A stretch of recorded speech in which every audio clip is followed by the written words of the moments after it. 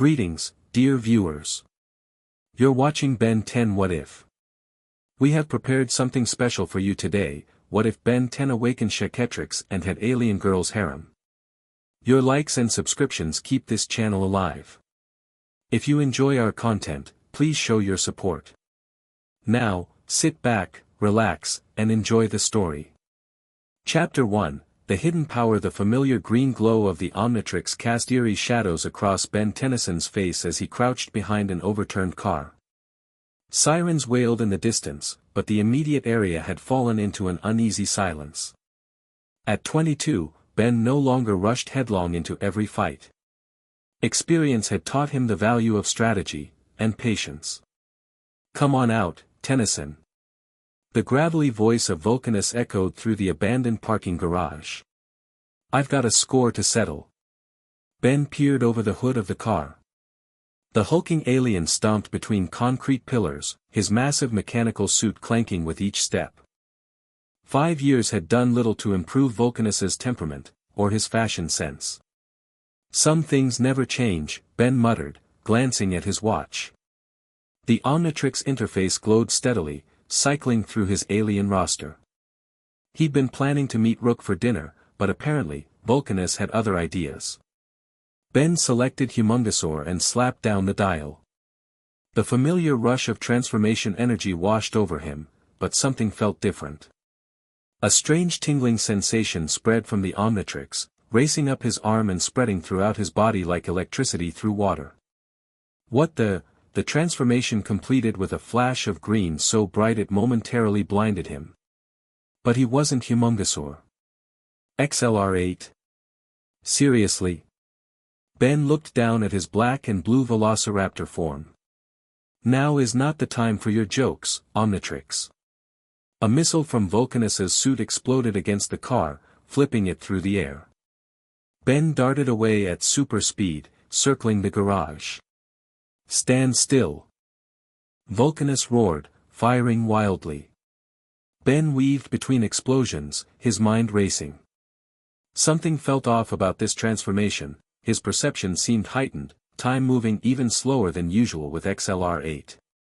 He felt energy crackling beneath his skin, power begging to be released. "Whatever's happening, might as well use it," he muttered. Ben charged directly at Vulcanus, a blue blur. The alien mercenary grinned, raising his massive mechanical fists. "Gotcha." But instead of the impact Vulcanus expected, Ben felt the strange energy surge. His body phased through Vulcanus's suit entirely, leaving a trail of crackling blue energy in his wake.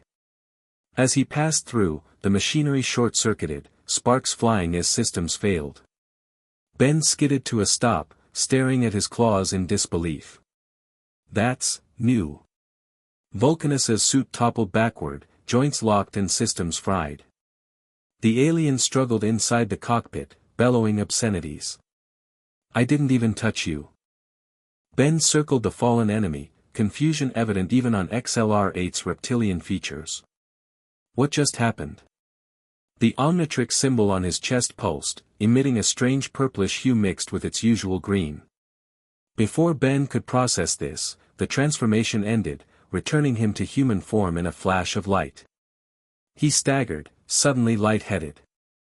The world tilted, concrete rushing up to meet him as darkness closed in. "Ben! Ben!" Gwen's voice cut through the fog. Ben blinked, the familiar ceiling of Plumber headquarters coming into focus. His cousin's concerned face hovered above him, her red hair falling forward as she leaned in. "Welcome back," she said, relief evident in her voice. "You had us worried." Ben sat up, wincing at the dull throb in his temples. "What happened? How did I get here?" "Rook found you passed out next to a very angry Vulcanus in a mechanical suit that looked like it had been hit by lightning."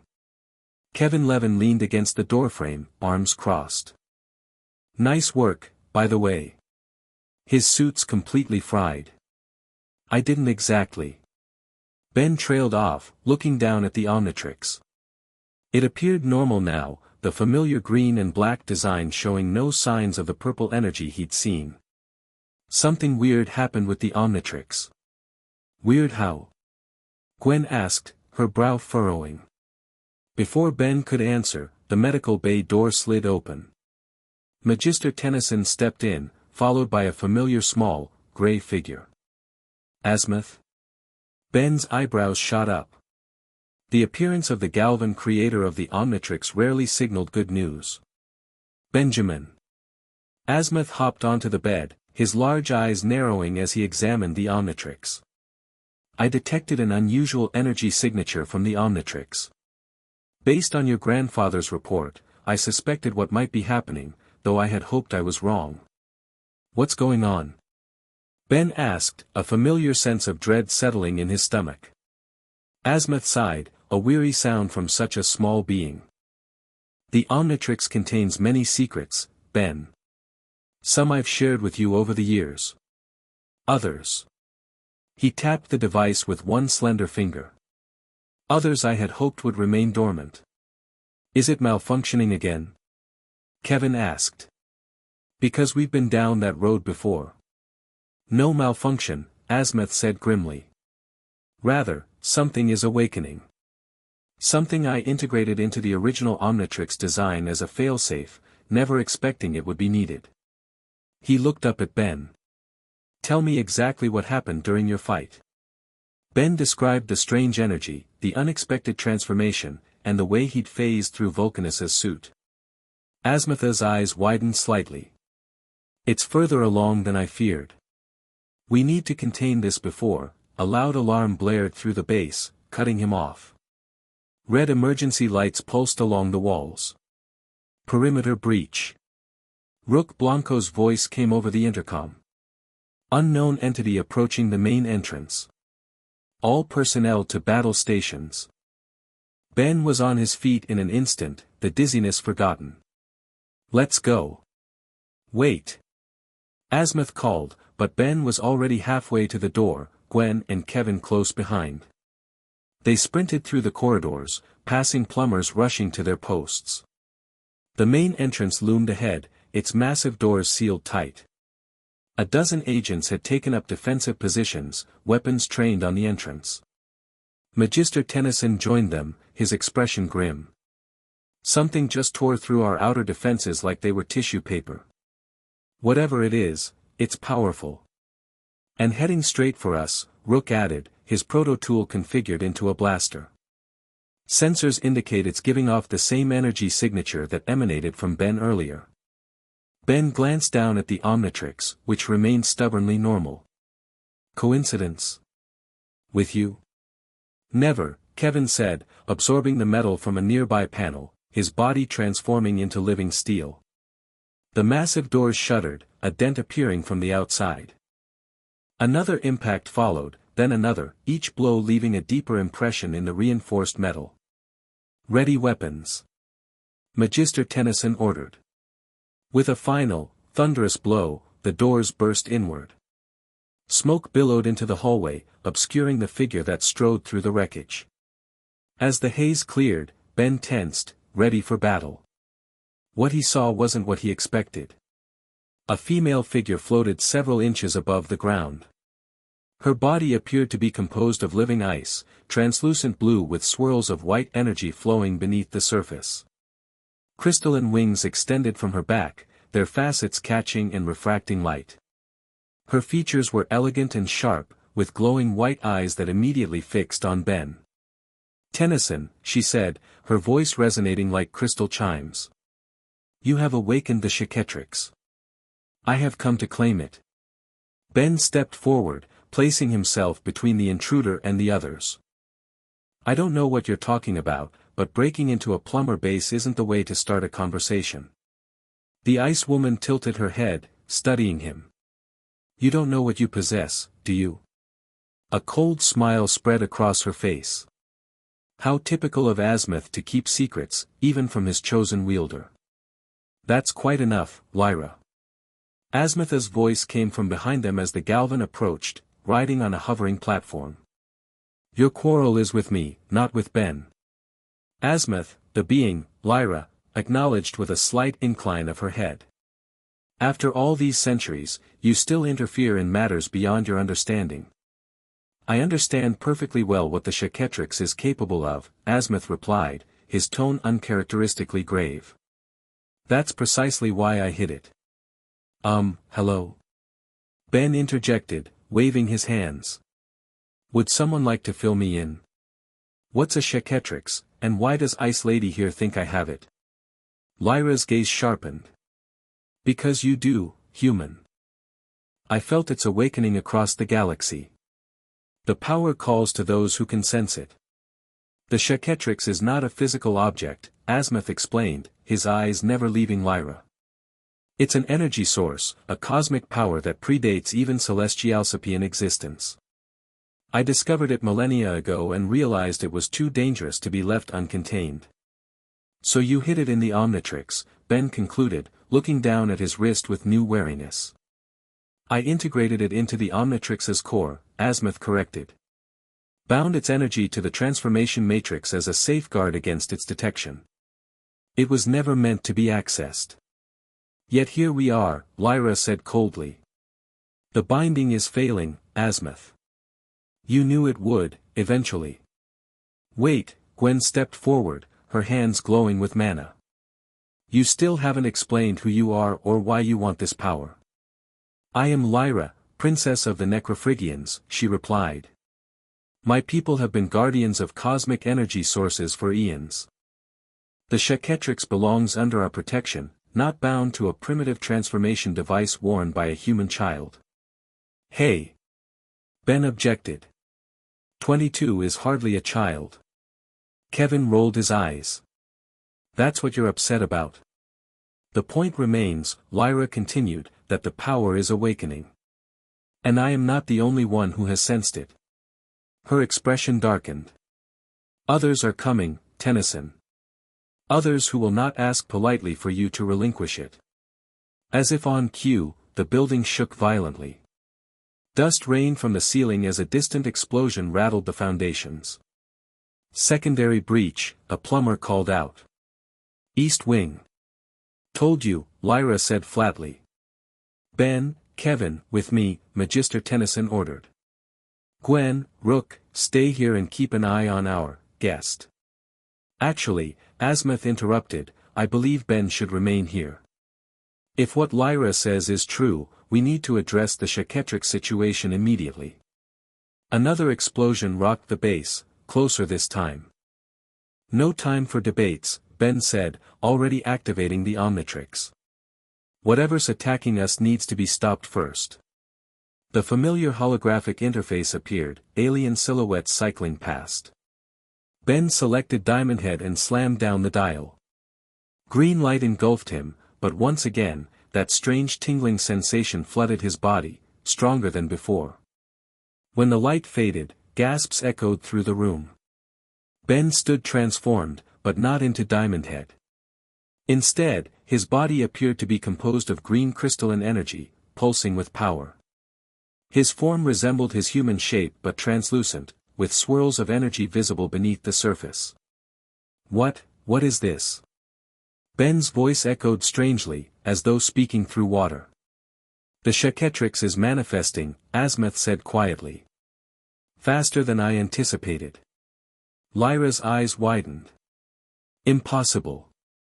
No human could channel that power directly. Ben looked down at his hands, watching energy pulse through his crystalline fingers.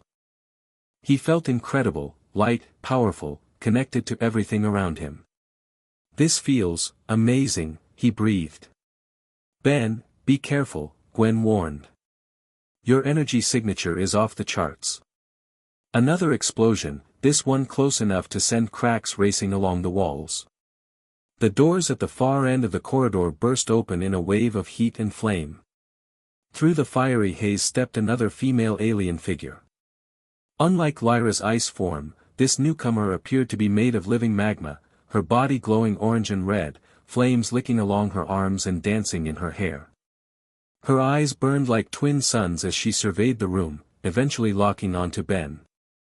The Chaquetrix, she said, her voice crackling like fire. So the rumors were true. Great, Kevin muttered. Another one. Vesta, Lyra acknowledged coldly, frost forming in the air around her. I should have known you would come crawling from your volcano at the first hint of power. Lyra, the fire being replied with equal disdain. Still playing the righteous guardian? We both know why you're really here. Ladies, Ben interrupted, stepping between them, energy rippling across his crystalline form. I don't know what's going on or why my watch is suddenly the most popular accessory in the galaxy, but can we hold off on the property damage? Vesta assessed him with burning eyes. So you're the wielder. A human. She circled him slowly. Interesting choice, Azimuth. It wasn't a choice, the Galvan replied tersely. It was necessity. Always so cryptic, Vesta scoffed. She turned to Ben. The Chaquetrix is a cosmic power source that transcends normal physical laws. Those who control it can reshape reality itself. Naturally, many want it. Including you? Gwen asked, mana glowing between her fingers. Vesta shrugged, flames dancing across her shoulders. I am a Pyronite sentinel. My duty is to ensure cosmic powers don't fall into the wrong hands. Like mine. Lyra challenged, ice crystals forming around her clenched fists. Exactly like yours, Ice Queen. Ben stepped between them again, energy pulsing more intensely. Look, I don't care about your personal issues. Right now, I just want to understand what's happening to me and fix whatever's wrong with the Omnitrix. Nothing is wrong with it, Azimuth said quietly. The Chaquetrix was always there, dormant. Something has triggered its awakening. Before anyone could respond, alarms blared again. The main view screen activated, showing multiple ships entering Earth's atmosphere. Unidentified crafts, Rook reported, checking the readings. Configuration unknown to Plumber databases. The ships were sleek and predatory, their hulls a matte black that seemed to absorb light. As they descended toward Plumber headquarters, both Lyra and Vesta tensed. Harvesters, Lyra hissed. They've found us already, Vesta added, flames intensifying around her body. What are harvesters? Ben asked, already dreading the answer. Kronos' elite soldiers, Vesta explained grimly. They drain energy from planets, leaving husks behind. If they're here, then Kronos knows the Chaquetrix has awakened, Lyra finished. We're out of time. The building shook as something massive impacted outside. Emergency lighting kicked in as power fluctuated throughout the base. Whoever these harvesters are, they're not taking Earth without a fight, Ben declared, the energy of his new form pulsing in response to his emotions. You don't understand, Lyra said, genuine fear crossing her icy features. Kronos doesn't want your planet. He wants the Chaquetrix, and he'll tear this world apart to get it. Then we need to take the fight to him, Ben decided. He turned to Azimuth. How do I control this power? You don't, the Galvan said flatly. The Chaquetrix isn't like your alien transformations, Ben. It's raw cosmic energy. Unpredictable. Dangerous. But not unmanageable, Vesta interjected, stepping closer to Ben. With the right guidance. Your guidance, I suppose. Lyra asked acidly. Better mine than yours. Outside, the black ships had surrounded the Plumber base. From their hulls, figures began to descend, tall, skeletal beings with armor that seemed to shift and flow like liquid shadow.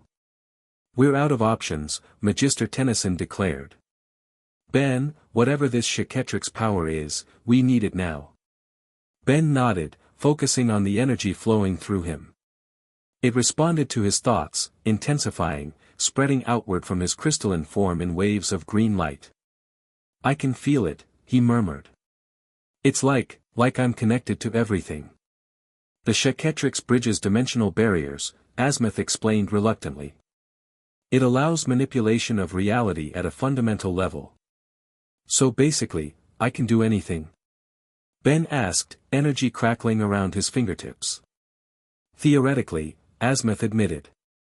But at great cost. The power consumes its wielder over time. Not if properly channeled, Vesta countered. She approached Ben, heat radiating from her magma form. The Pyronites have studied cosmic energies for millennia. I can show you how to direct the flow, to use it without being used by it. And I suppose I should just sit back and let you corrupt him? Lyra stepped forward, the temperature dropping around her. Necrophrygians are natural conduits for cosmic energy. We understand its patterns, its ebbs and flows. While you two argue, those harvesters are breaking in, Kevin pointed out. Ben needs to figure this out now. Ben closed his eyes, focusing on the strange energy coursing through him. It felt alive somehow, responsive to his thoughts and emotions. He directed it outward, imagining a shield around the building. Green energy exploded from his body, racing along the walls and ceiling, enveloping the entire structure in a shimmering barrier. Outside, the harvesters recoiled as their weapons struck the shield, energy dissipating harmlessly. That's impressive, Gwen admitted, watching the energy patterns with her mana-sensitive vision. Ben opened his eyes, surprise evident on his crystalline features. I didn't know I could do that. You shouldn't be able to, Asmuth muttered. Not without training. The Chaquetrix responds to instinct, Vesta observed, circling Ben with newfound interest. Interesting. One of the harvester ships fired a concentrated beam at the shield. The entire building shook as energy crackled and sparked where the beam made contact. Ben gasped, feeling the attack as if it had struck him directly. The shield is tied to your energy, Lyra explained, noticing his reaction. Any attack against it is essentially an attack against you. Great, Ben winced as another blast hit the barrier. So what do I do? You need to take the fight to them, Vesta said firmly. Direct the energy outward, not as a passive defense but as an active force.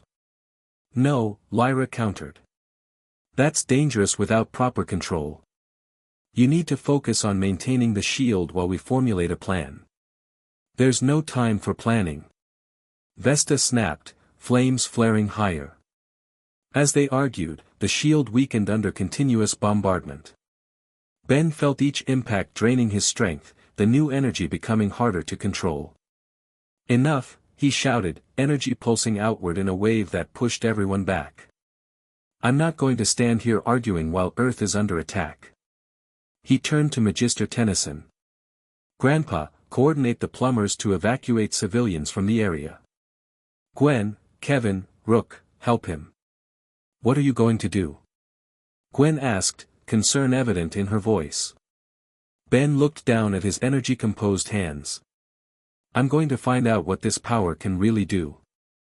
Before anyone could stop him, he directed the energy around him into a concentrated burst, propelling himself upward through the ceiling and into the sky above. The shield remained behind, protecting the base, connected to him by a thin strand of green energy. Hovering above Plumber headquarters, Ben took in the scene.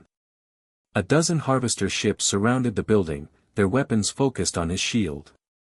Beyond them, more vessels entered the atmosphere, heading toward major population centers. Oh no you don't, Ben muttered. Focusing the Chaquetrix energy, he extended his awareness toward the nearest ship. The connection formed instantly, giving him a sense of the craft's structure, its power systems, the beings inside. With a thought, he reached out and pulled. The ship shuddered as green energy enveloped it, drawing out its power source in streams of light that flowed into Ben's crystalline form. The vessel listed, then plummeted toward an empty field, its systems dead. Whoa, Ben breathed, feeling the absorbed energy integrating with his own. That was incredible. Lyra's voice came from behind him. She hovered there, crystalline wings extended. And extremely dangerous. You're absorbing raw energy without filtration. She's right, for once. Vesta appeared on his other side, flames propelling her through the air. You need to process that energy, not just take it in. I feel fine, Ben insisted, though in truth, the power was becoming harder to contain, pulsing beneath his crystalline skin with growing intensity. You won't for long, Lyra warned. The Chaquetrix needs balance. Another harvester ship turned its weapons on him. Ben raised a hand instinctively, and a shield of green energy formed before him. The attack splashed against it, energy dispersing. "I'm getting the hang of this," he said with growing confidence. "Don't get cocky," Vesta warned. "The harvesters are just the beginning. If Kronos himself comes." "Who is Kronos anyway?" Ben asked, deflecting another attack while keeping part of his awareness connected to the shield protecting the plumber base. "An ancient entity who once possessed the Chaquetrix," Lyra explained, ice forming around her hands as she prepared to join the battle. "He used it to consume entire worlds, absorbing their energy to feed his power. Until a coalition of species banded together to stop him," Vesta continued. "The Pyronites, the Necrophrygians, and others. They managed to separate him from the power source. And Azimuth found it," Ben concluded. "Hid it in the Omnitrix. Where it should have remained dormant," Lyra said. "Something must have triggered it."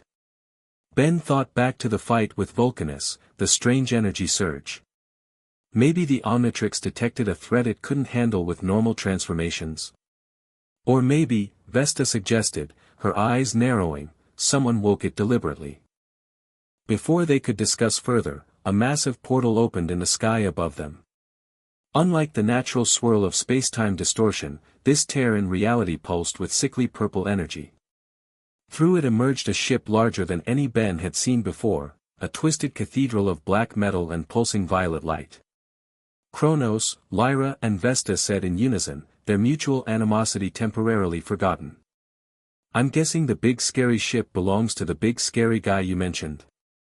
Ben asked, the Chaquetrix energy responding to his apprehension by intensifying around him.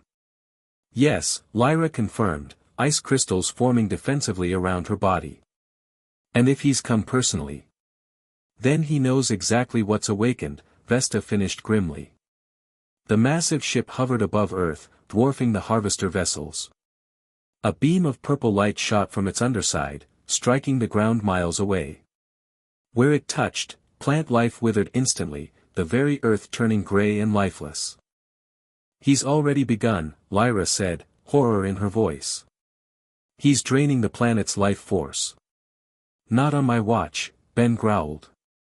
The Chaquetrix energy flared in response to his anger, enveloping him in a corona of green light. "Ben, wait!" Vesta called, but he was already moving, rocketing toward Kronos' ship at incredible speed. As he approached, smaller vessels detached from the mothership, intercepting his path. Ben didn't slow down. He plowed through them, the Chaquetrix energy creating a barrier that shredded metal on contact. Ship after ship exploded around him, yet the drain beam continued unabated. "I need to get to the source," he muttered, focusing on the beam itself. Changing direction, Ben dove toward the violet energy stream. As he approached, he felt its pull, not physical, but a tug on the Chaquetrix energy within him, as though it recognized something familiar. The beam is Chaquetrix energy, he realized aloud. Corrupted, but the same source.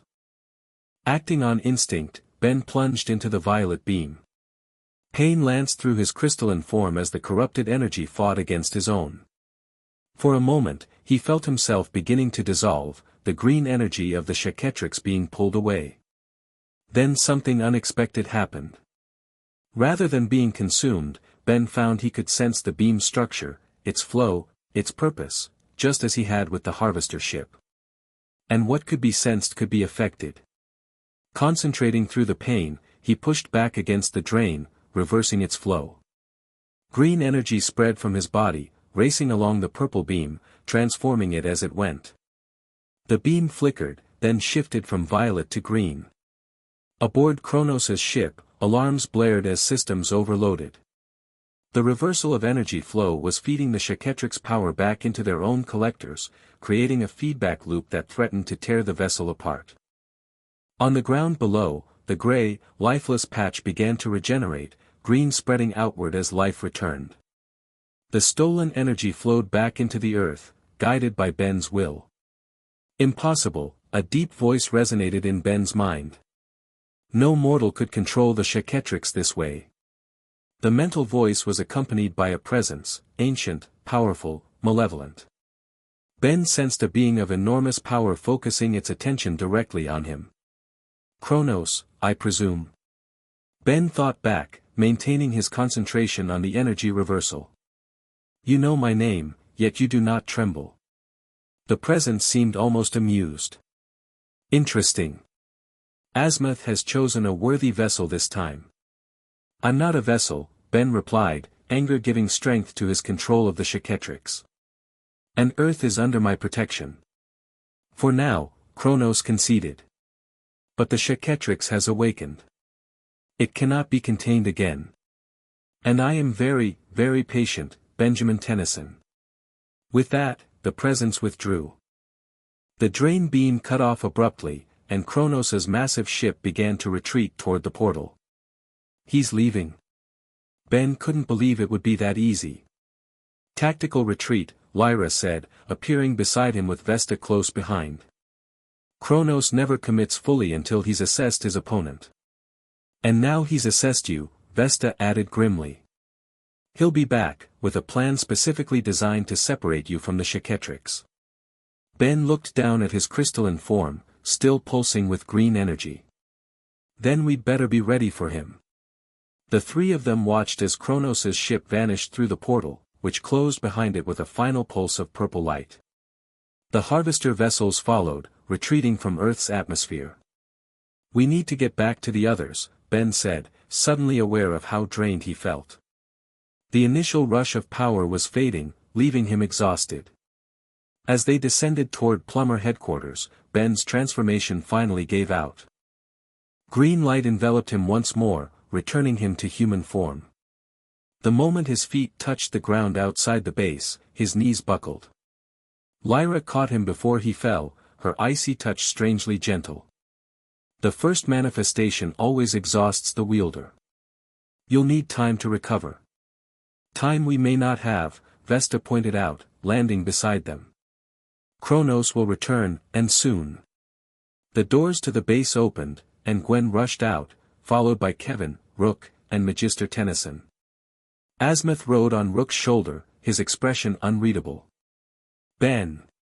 Gwen embraced her cousin tightly. What happened up there? The readings were off the charts. I'm fine, Ben assured her, though he couldn't stand without support. Just tired. You reversed a planetary drain, Azimuth said, jumping down to examine Ben more closely. Something that should have been impossible for a novice wielder of the Chaquetrix. Yeah, well, Ben managed a weak smile, I've been doing the impossible since I was 10. This is different, the Galvan insisted. The Chaquetrix responds to you in ways I've never seen before. It's almost as if. As if what? Magister Tennyson prompted when Azimuth trailed off. As if it recognizes him, the inventor finished reluctantly. Lyra and Vesta exchanged significant looks. What aren't you telling us, Azimuth? Ben asked, his fatigue momentarily forgotten. Before the Galvan could answer, the ground trembled beneath them. A circle of green energy appeared, glowing symbols etching themselves into the earth. What now? Kevin groaned, his hands already absorbing the concrete beneath his feet. A summoning circle, Lyra whispered, backing away. But who? The circle erupted in a column of light, momentarily blinding everyone present. When it faded, a figure stood in its center, tall, humanoid, wrapped in flowing robes of shifting colors that seemed to contain galaxies within their fabric. Its face was obscured by a hood, but two eyes gleamed from within, ancient and knowing. The wielder has awakened, the figure intoned, its voice neither male nor female but something in between. The Cosmic Council demands his presence. Great, Ben muttered, still leaning on Lyra for support. More aliens who want a piece of me. Not want, the figure corrected. Need. The balance of all realities hangs in the balance, Benjamin Tennyson.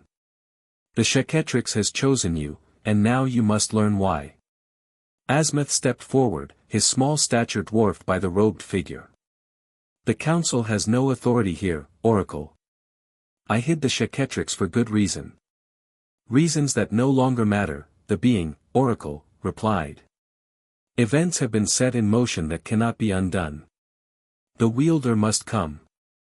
I'm not going anywhere, Ben declared, finding his strength returning as indignation built within him. Not until someone explains exactly what's going on. Oracle tilted its hooded head. Very well. A partial truth, then.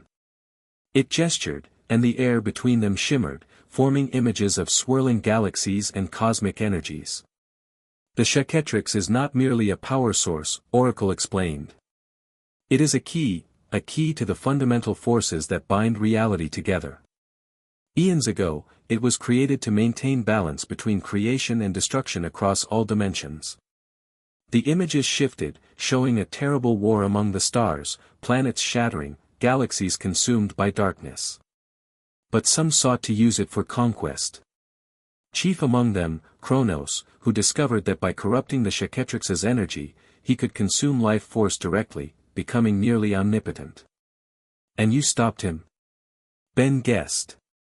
The council imprisoned him, Oracle corrected. Separated him from the Chaquetrix, which was entrusted to guardians. The being's gaze shifted to Lyra and Vesta. Representatives of species attuned to cosmic energies who would ensure its power remained balanced. Until Azimuth stole it, Vesta accused. I did not steal it, the Galvan retorted. I found it abandoned, its guardians long dead after centuries of war. Rather than let it fall into the wrong hands, I concealed it within my greatest creation. The Omnitrix, Ben murmured, looking down at the device on his wrist. Yes. But the Chaquetrix was never meant to remain dormant forever. Oracle turned its gaze fully on Ben. It has chosen you, Benjamin Tennyson. Not by accident, but by design. What does that mean? Ben demanded. It means, Azimuth said quietly, that the Chaquetrix resonates with your DNA pattern. It recognizes something in you, something that makes you uniquely compatible. But that's impossible, Lyra protested. Humans don't possess the genetic markers for cosmic energy manipulation. This human does, Oracle stated simply. The question is why? Ben looked from Oracle to Azimuth, then to the others. Everyone seemed to be waiting for an explanation, but he had none to give. I don't understand any of this, he admitted. All I know is that I have this power now, and Kronos wants it. If he's as dangerous as you say, then I need to learn to control the Chaquetrix before he comes back. Oracle nodded slowly. Wisdom beyond your years. Very well, wielder. You shall have time to prepare, but not much. Kronos has waited millennia for this opportunity. He will not wait long to strike again. The being gestured, and the summoning circle faded. 3 days. Learn what you can from the Guardians. Oracle's glowing eyes shifted to Lyra and Vesta. Teach him well. The fate of all worlds may depend on it. With that, Oracle vanished in another flash of light, leaving them standing in an eerie silence. Well, Kevin said after a moment, that was dramatic. But informative, Rook pointed out. We now know more about our situation. Not enough, Gwen argued. Why is Ben compatible with this Chaquetrix? What makes him special? Thanks, cuz, Ben said dryly. You know what I mean. Azimuth sighed heavily. I may have a theory, but it requires testing. He looked up at Ben. For now, you should rest. Regain your strength. Tomorrow, your training begins. Training? Ben looked between Lyra and Vesta, who regarded each other with barely concealed hostility. With them? Yes, Azimuth confirmed.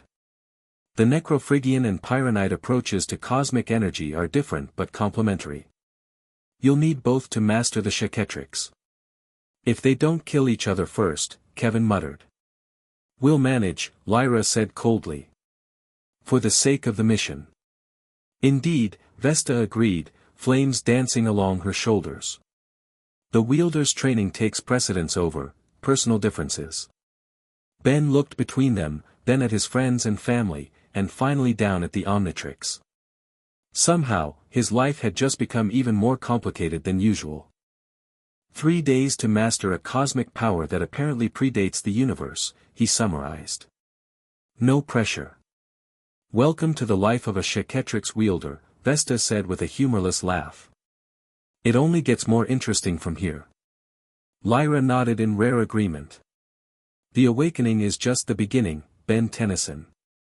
The true test lies ahead. As they headed back into the plumber base, Ben couldn't help but feel that his entire life had been building to this moment, though whether that was a good thing or not remained to be seen. One thing was certain, nothing would ever be the same again. And somewhere, across the vast expanse of space and time, Kronos watched and waited, his patience measured in eons, his determination undiminished by a single setback. The Chaquetrix had awakened. The game had begun. Chapter 2, Cosmic Alliance. The training room in Plumber headquarters had been completely redesigned overnight. Gone were the standard combat drones and obstacle courses, replaced by a vast, empty space reinforced with energy dampeners and quantum barriers. Ben stood at its center, eyes closed, trying to focus as instructed. Breathe, Lyra commanded, her crystalline form hovering a few feet away. The Chaquetrix responds to emotion, but it must be controlled by will. Less breathing, more action, Vesta countered, pacing impatiently on the other side. Flames danced along her magma skin. The power needs to be channeled, not contained. You're thinking about it too much. Ben opened one eye. You two realize your instructions completely contradict each other, right? It had been like this for the past 18 hours, conflicting advice, thinly veiled hostility between his two teachers, and frustratingly little progress in controlling the Chaquetrix power. The Necrophrygian approach emphasizes discipline, Lyra insisted, frost forming around her in response to her irritation. The power must be respected, channeled carefully. The Pyronite way acknowledges what the Chaquetrix truly is, Vesta shot back. Raw cosmic energy that needs expression, not suppression. Ben sighed and lowered his arms. Great. My cosmic power comes with cosmic baggage. He looked down at the Omnitrix. Since the awakening of the Chaquetrix, it had occasionally flickered with that strange purple-green energy, but he hadn't been able to trigger another transformation like the crystalline form he'd used against Kronos. Maybe we're approaching this wrong, he suggested. The Omnitrix has always responded to my need, especially in emergencies. What if, the doors to the training room slid open, interrupting him. Azimuth entered, followed by a small procession, Gwen, Kevin, Rook, and Magister Tennyson. How goes the training? The Galvan inquired, though his tone suggested he already knew the answer. It would progress faster if certain individuals weren't undermining my methods, Lyra said icily. Your methods would take centuries, Vesta scoffed. Time we don't have. Azimuth raised a hand, silencing them both. I've completed my analysis of Ben's DNA and the Chaquetrix energy signature. The results are illuminating. Did you figure out why it chose me? Ben asked, hope rising in his voice. Not precisely. Azimuth activated a holographic display that emerged from a small device in his hand. But I've discovered something remarkable about your genetic structure. The display showed a complex double helix, portions highlighted in pulsing green. The Omnitrix has been integrating with your DNA for years, Azimuth explained. Not just when you transform, but at a more fundamental level. It's created unique markers in your genetic code, markers that resonate with the Chaquetrix frequency. So the Omnitrix changed me? Ben frowned, unsure how to feel about that revelation. More like, evolved you, Azimuth corrected. And it may explain why you've been able to access powers and functions of the Omnitrix that should have been impossible. Your DNA and the device have been gradually harmonizing. That's why you could control the Chaquetrix immediately, Lyra realized, her icy features showing genuine amazement. Your body has been preparing for it without you even knowing. Fascinating, Rook commented, studying the holographic display. But how does this help our current predicament?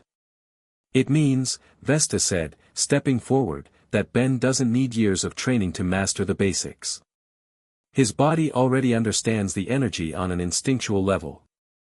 Which is why you should stop overthinking it, she added, turning to Ben. The power is already part of you.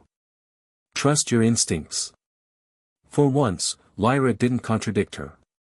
She may be right, the Necrophrygian admitted reluctantly. Your connection to the Chaquetrix appears to be more organic than traditional wielders. Ben looked down at his hands, then at the Omnitrix. So what you're saying is, I should just feel it. Essentially, Azimuth confirmed. Though I recommend caution. The Chaquetrix may be compatible with your evolved DNA, but it's still immensely powerful. And dangerous, added Magister Tennyson. Our sensors have detected multiple unauthorized entries into the solar system since yesterday. Word is spreading across the galaxy about the Chaquetrix's awakening. Great, Ben muttered. Just what I needed, more unwanted attention. Not all attention is unwanted, came a new voice from the doorway. They turned to see a small, gray-skinned female Galvan standing there. Despite her diminutive size, she carried herself with unmistakable authority, her large eyes sharp and intelligent behind specialized goggles. Celine, Azimuth acknowledged, surprise evident in his voice. I didn't expect the Galvan Science Council to respond so quickly. We've been monitoring the Chaquetrix energy signature since its spike yesterday, she replied, approaching the group. The council sent me to assess the situation. Another interested party, Kevin remarked dryly. Shocking. Celine ignored him, focusing entirely on Ben. So you're the wielder. Interesting choice. That seems to be the consensus, Ben replied. Though less of a choice and more of a cosmic accident, apparently. There are no accidents with power of this magnitude, Celine countered, producing a small device that she pointed at Ben. It emitted a soft hum as it scanned him. The Chaquetrix resonates with specific energy patterns. If it awakened for you, there's a reason. Gwen stepped forward, her natural suspicion of newcomers evident. And the Galvan Science Council just wants to help out of the goodness of their hearts. The council has its interests, Celine admitted frankly. But right now, those align with yours. Kronos returning to full power would be catastrophic for all advanced civilizations. So you're here to join our little training session? Ben asked. I'm here to offer a different perspective, Celine corrected, glancing between Lyra and Vesta. The Necrophrygian and Pyronite approaches to cosmic energy are ancient and valuable, but they're also fundamentally opposed. What you need is integration. And the Galvan approach offers this? Lyra asked skeptically. We study rather than channel, Celine explained. We understand the underlying principles of cosmic energy. That knowledge could help Ben find his own path rather than trying to follow contradictory traditions. Ben looked between his three self-appointed mentors, then at Azimuth. What do you think? The creator of the Omnitrix considered for a moment. Celine's expertise in theoretical cosmic physics is unmatched, even among Galvan scientists. Her input could be valuable. Fine by me, Ben decided. At this point, I'll take all the help I can get. A sudden alarm cut through the room, red lights flashing along the walls. Rook's communicator activated, and he answered quickly. Magister Tennyson, we have multiple breaches at the perimeter, a plumber reported urgently. Unknown entities have penetrated our outer defenses. Kronos? Ben asked, tensing. No, Rook replied after listening to further reports. The energy signature is different. They appear to be bounty hunters. Word travels fast, Vesta noted grimly. The Chaquetrix is the most valuable prize in the galaxy. Every mercenary and power seeker will be after it now. After me, you mean, Ben corrected, activating the Omnitrix. The familiar holographic interface appeared, alien silhouettes cycling past. Time to see if I can make this work on demand. Instead of selecting an alien, Ben focused on the Chaquetrix energy he could now sense within the Omnitrix's core. He closed his eyes, remembering how it had felt when the power had surged through him. The Chaquetrix responds to need, he murmured, repeating what Lyra had taught him. But it's guided by will. The Omnitrix began to pulse with that now familiar green-purple light. Energy tingled up his arm, spreading throughout his body. It's working, Gwen observed, her mana-sensitive vision allowing her to see the energy patterns forming around her cousin. Don't force it, Lyra cautioned. Let it flow naturally. But direct it, Vesta added quickly. Give it purpose. Focus on the underlying quantum resonance, Celine suggested, monitoring her scanner. The energy wants to harmonize with your intent. Not helping. Ben grunted, struggling to maintain his concentration amidst the conflicting advice. The energy surged, then faltered. The Omnitrix sparked, then returned to normal, leaving Ben still human and increasingly frustrated. I can't do it, he admitted. Not on command. You're still thinking of it as an Omnitrix transformation, Asmith observed. The Chaquetrix doesn't work that way. It's not about becoming something else, it's about revealing what's already there. Before Ben could process this cryptic advice, an explosion rocked the building. The training room doors burst inward, and smoke filled the entrance. Through the haze stepped a motley collection of alien bounty hunters, a Tetraman female with massive four-armed battle armor, a serpentine with energy weapons grafted to its scales, and what appeared to be a cyborg apoplexian, its mechanical parts gleaming dully.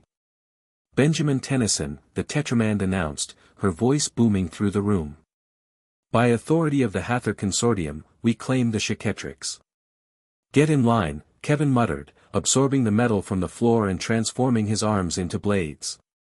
Plumbers. Magister Tennyson called into his communicator. Full alert. Secure the base. Ben cycled through the Omnitrix, selecting Humongosaur. Let's try this the old-fashioned way. He slammed down the dial, green light enveloping him. This time, the transformation completed normally, and the massive dinosaur-like alien roared in triumph. Finally. Ben rumbled in Humongosaur's deep voice. Something that works.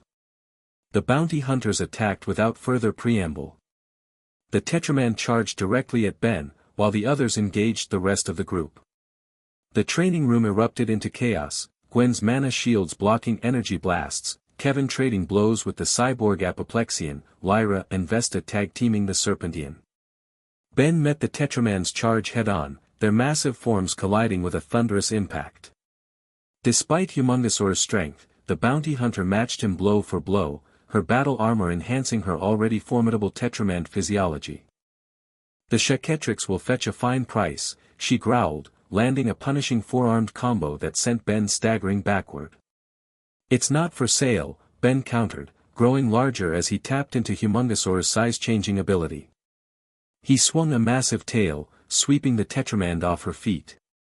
Across the room, Rook and Magister Tennyson were coordinating the plumber defense, keeping additional bounty hunters from entering. Celine had taken cover, her small size making her vulnerable in direct combat, while Asmith observed from a safe distance, his expression calculating. The battle seemed to be going in their favor when suddenly the Omnitrix symbol on Ben's chest began to pulse with that now familiar green-purple energy. Pain shot through his massive form, the Humongosaur transformation destabilizing. Not now. Ben groaned, fighting to maintain control. The Tetraman saw her opportunity and landed a devastating blow. Ben crashed into the wall, the impact triggering a premature detransformation. In a flash of green light, he returned to human form, dazed and vulnerable. The wielder is compromised, the Tetraman shouted to her companions. Secure him. Before they could reach Ben, a wall of ice erupted from the floor, cutting them off. Lyra hovered protectively in front of him, hands extended as she reinforced the barrier. The Chaquetrix is interfering with the Omnitrix functions, she explained, helping Ben to his feet. Your standard transformations are becoming unstable. Great timing, Ben muttered, wincing as the Omnitrix sparked painfully on his wrist. On the other side of the ice wall, the bounty hunters were regrouping. Energy weapons began cutting through Lyra's barrier, melting sections away with alarming speed. "We need to get you out of here," Gwen insisted, joining them behind the barrier. "If the Omnitrix isn't working, it's working too well," Celine interrupted, scanning the device with her instruments. "The Chaquetrix energy is trying to express itself, but Ben's attempt to use the standard transformation is creating feedback." "So what do I do?" Ben asked, frustrated. "Stop fighting it," Vesta suggested, joining them as she fended off another attacker with a blast of flame. "Let the Chaquetrix come forward instead of suppressing it with an alien transformation." The ice barrier shattered, fragments flying everywhere as the bounty hunters broke through. The Tetraman leader advanced, a cruel smile spreading across her four-eyed face. "Nowhere to run, Tennyson," she growled. "The Chaquetrix belongs to the highest bidder now." Something in her dismissive tone sparked anger in Ben. After years of protecting the Earth, the galaxy, and beyond, to be treated like merchandise, to have the power he never asked for coveted as a mere commodity, it was too much. The anger flared, and with it, the Chaquetrix responded. Energy surged through him, no longer painful but exhilarating. The Omnitrix glowed brilliantly, but instead of triggering a transformation, the light spread throughout his body. "What's happening?" the Tetraman demanded, suddenly uncertain. "What needs to happen?" Ben replied, his voice resonating with newfound power. The green-purple energy enveloped him completely, lifting him off the ground. When it faded, Ben hovered before them in his crystalline energy form, but more controlled this time, more defined. His human features were recognizable beneath the translucent surface, energy swirling within like galaxies in motion. "He's done it," Lyra breathed, genuine awe in her voice.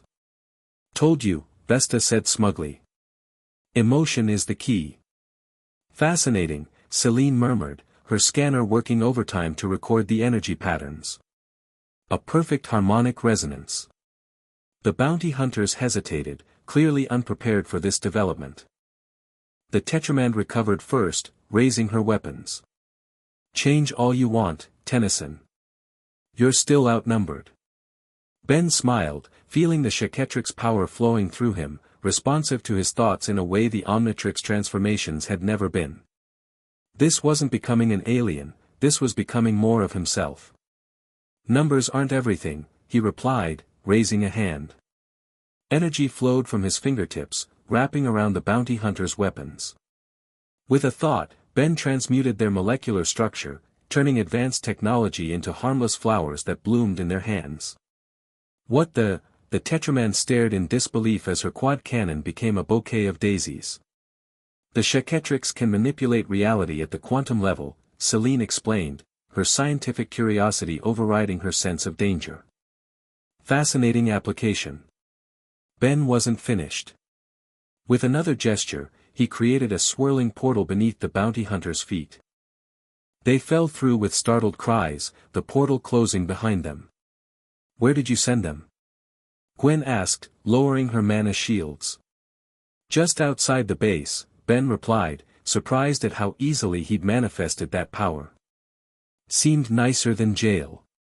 "And more efficient," Rook noted approvingly. Ben floated back to the floor, the energy form maintaining itself with little conscious effort now. It felt natural, comfortable, like this was how he was meant to be. "You've accessed the first level of Chaquetrix manifestation," Lyra observed, circling him with critical eyes. "Impressive for a beginner. But still just scratching the surface," Vesta added. "The true power goes much deeper. And becomes more dangerous," Celine warned. "The energy readings I'm getting are exponentially higher than yesterday. Your control is improving, but the power itself is growing." Ben looked down at his crystalline hands, watching energy swirl beneath the surface. "It feels different this time. Less overwhelming, more integrated." "Because you stopped fighting it," Azimuth said, approaching at last.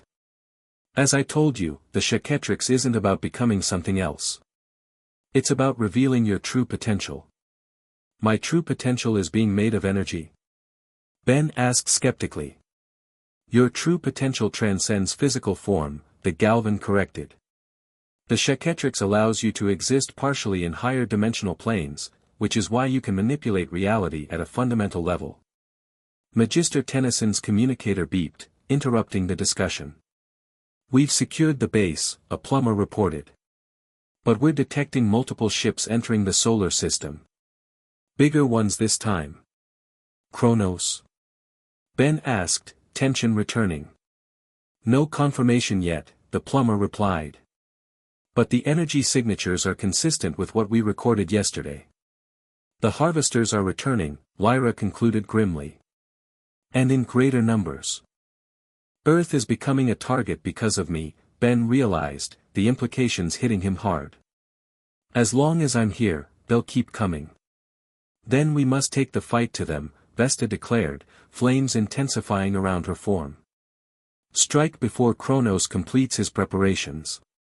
Agreed, Lyra said, surprising everyone with her concurrence. Defensive tactics will only delay the inevitable. We need a more proactive approach. But we're not ready, Gwen objected. Ben's just beginning to control the Chaquetrix. Going after Kronos now would be suicide. Not after Kronos, Celine corrected, her analytical mind already formulating a plan. Not yet. But there are others who could help, those connected to the Chaquetrix who haven't found us yet. More like them. Kevin jerked a thumb toward Lyra and Vesta, skepticism evident in his voice. The Cosmic Council mentioned representatives of species attuned to cosmic energies, Ben recalled. Guardian species. Exactly, Celine confirmed. Historically, 5 species served as primary guardians of the Chaquetrix: Necrophrygians, Pyronites, Galvan, Amphibians, and Petrosapiens. We already have representatives of the first 3, Azimuth noted, gesturing to Lyra, Vesta, and Celine. But locating an Amphibian and Petrosapien who understand the Chaquetrix traditions could take time we don't have, Rook pointed out. Ben closed his eyes, focusing on the energy flowing through him. Something about Celine's words had triggered a response in the Chaquetrix itself, a resonance, a connection reaching outward. I can find them, he said suddenly, eyes snapping open. I can sense them. Impossible, Lyra objected. Even experienced wielders cannot locate guardians without prior knowledge of their location. The Chaquetrix is responding to his need, Vesta countered. It's guiding him. Ben extended his awareness, following the tendrils of energy that stretched from his crystalline form out into the cosmos. There, he said, pointing upward as if he could see through the ceiling to the stars beyond. 2 distinct signatures, one near the Cygnus system, the other in the outer reaches of the Andromeda galaxy. Celine checked her instruments, eyes widening. He's right.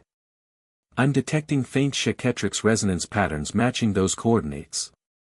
Then that's where we need to go, Ben decided, his crystalline form glowing brighter with determination. Find the other guardians before Kronos does. A logical approach, Azimuth agreed.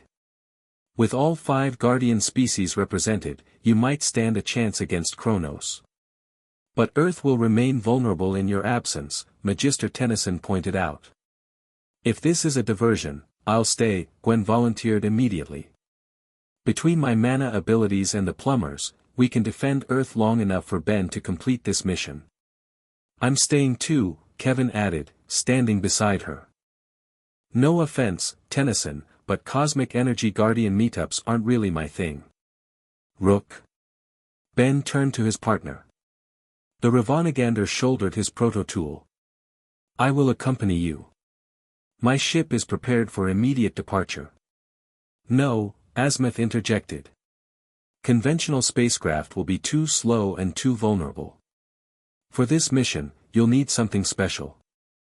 He produced a small device from within his tunic. Remote access to my personal teleportation network. It will allow you to move between star systems almost instantaneously. Azimuth offering his private tech. Ben raised an eyebrow. This must be serious. More than you know, the Galvan replied gravely. The Chaquetrix awakening has set cosmic forces in motion that haven't stirred in millennia. Reality itself is becoming flexible in your presence. All the more reason to gather the Guardians quickly, Selene declared. I'll accompany the mission. My instruments can help locate the exact positions of the Chaquetrix resonance signatures. As will we, Lyra added, with Vesta nodding in agreement. Then it's settled, Ben said. Rook, Selene, Lyra, Vesta, and me. We find the other Guardians and figure out how to stop Kronos before he returns in force. You should revert to human form for the journey, Azimuth advised. Maintaining the Chaquetrix manifestation constantly will drain your energy reserves. Ben nodded, focusing on drawing the energy back into the Omnitrix. After a moment's resistance, his crystalline form dissolved, returning him to normal. That felt easier this time, he observed. You're learning, Lyra acknowledged. Faster than expected. We'll need supplies, Rook pointed out, ever practical. And a coordination plan with Earth's defenses while we're away. Already on it, Magister Tennyson assured them. We'll establish a secure communication protocol and emergency recall procedure. As the others discussed logistics, Gwen pulled Ben aside. Are you sure about this? Traveling across the galaxy with 3 aliens you barely know, chasing after 2 more. Not really, Ben admitted with a half-smile. But when has being sure ever been part of the hero business? Gwen smiled despite her concern. Just be careful. This Chaquetrix power, it's different from anything you've handled before. I know. Ben glanced at the Omnitrix. But it chose me for a reason. I need to find out why. 2 hours later, the team stood in a shielded chamber beneath Plumber headquarters. Rook had packed essential supplies into compact, high-tech containers. Selene had calibrated her instruments to track Chaquetrix energy signatures across vast distances. Lyra and Vesta had set aside their mutual animosity long enough to discuss strategy. Ben, back in human form but feeling the Chaquetrix energy humming just below the surface, held Azimuth's teleportation device. The coordinates are preset to the first signature you detected, Azimuth explained. The Cygnus system, specifically, the third moon of Arios Prime. Amphibian homeworld, Rook noted. That tracks with Selene's theory about guardian species. Once you've located the Amphibian guardian, the device will recalibrate for the next coordinates, Azimuth continued. But use it sparingly. Each teleportation leaves an energy signature that can be traced. By Kronos, Ben guessed. Among others, the Galvan confirmed grimly. The galaxy is full of power seekers who would kill for what you now possess. Comforting, Ben muttered. Remember, Gwen added, the Oracle gave us 3 days. That clock is still ticking. Then we'd better not waste time, Ben declared. He activated the device, and a swirling portal of emerald energy formed before them. Ready? His 4 companions nodded, each with their own mixture of determination and wariness. Be safe, Magister Tennyson said. And Ben, trust your instincts. They've gotten you this far. With a final nod to his family and friends, Ben stepped through the portal. The others followed, and in a flash of green light, they vanished from Earth.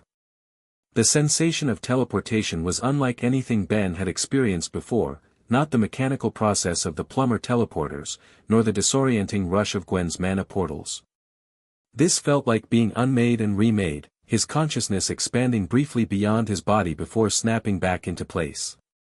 When reality solidified around them, they stood on a windswept plateau beneath an alien sky. 3 moons hung overhead, one significantly larger than the others, casting a pale blue light across a landscape of towering stone spires and deep canyons. Arios Prime, Rook identified, consulting his scanner. Specifically, the Whispering Heights region of the third moon. Appropriate name, Ben commented as wind howled between the stone pillars, creating an eerie, almost musical sound. The Amphibians consider this sacred ground, Lyra explained, her crystalline wings extending slightly in the strong winds. A place where the barrier between dimensions is naturally thin.